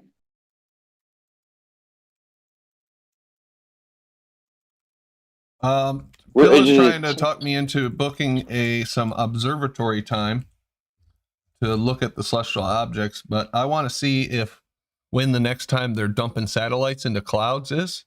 See if I can book the time for then. Why don't Phil explain to us how you got a fucked up Terminator line and a fucking Halloween jack-o'-lantern, son? Yeah. Why doesn't Phil give you a tour, Brandon, of the shop that he works at? You know, a real you have to be registered, and you give all your IDs. You're military credentialed already, right, Brandon? So you could go into Phil's shop and check out all the satellites he's working on, shit like Well, that. slow down, Aaron. Before he goes, you got to get an anal COVID probe. I won't be leaving the country. All right. Well, it's after 8, guys. I'm gonna shut her down. Why don't we do final thoughts? We skipped it last night. Let's do it tonight. And we'll start off with Chad. Chad, what's up? What's happening? What's going on? I didn't actually think of anything to comment on except when y'all were talking about the stock market. I didn't understand shit y'all were saying. But good show, thanks. Thanks, man.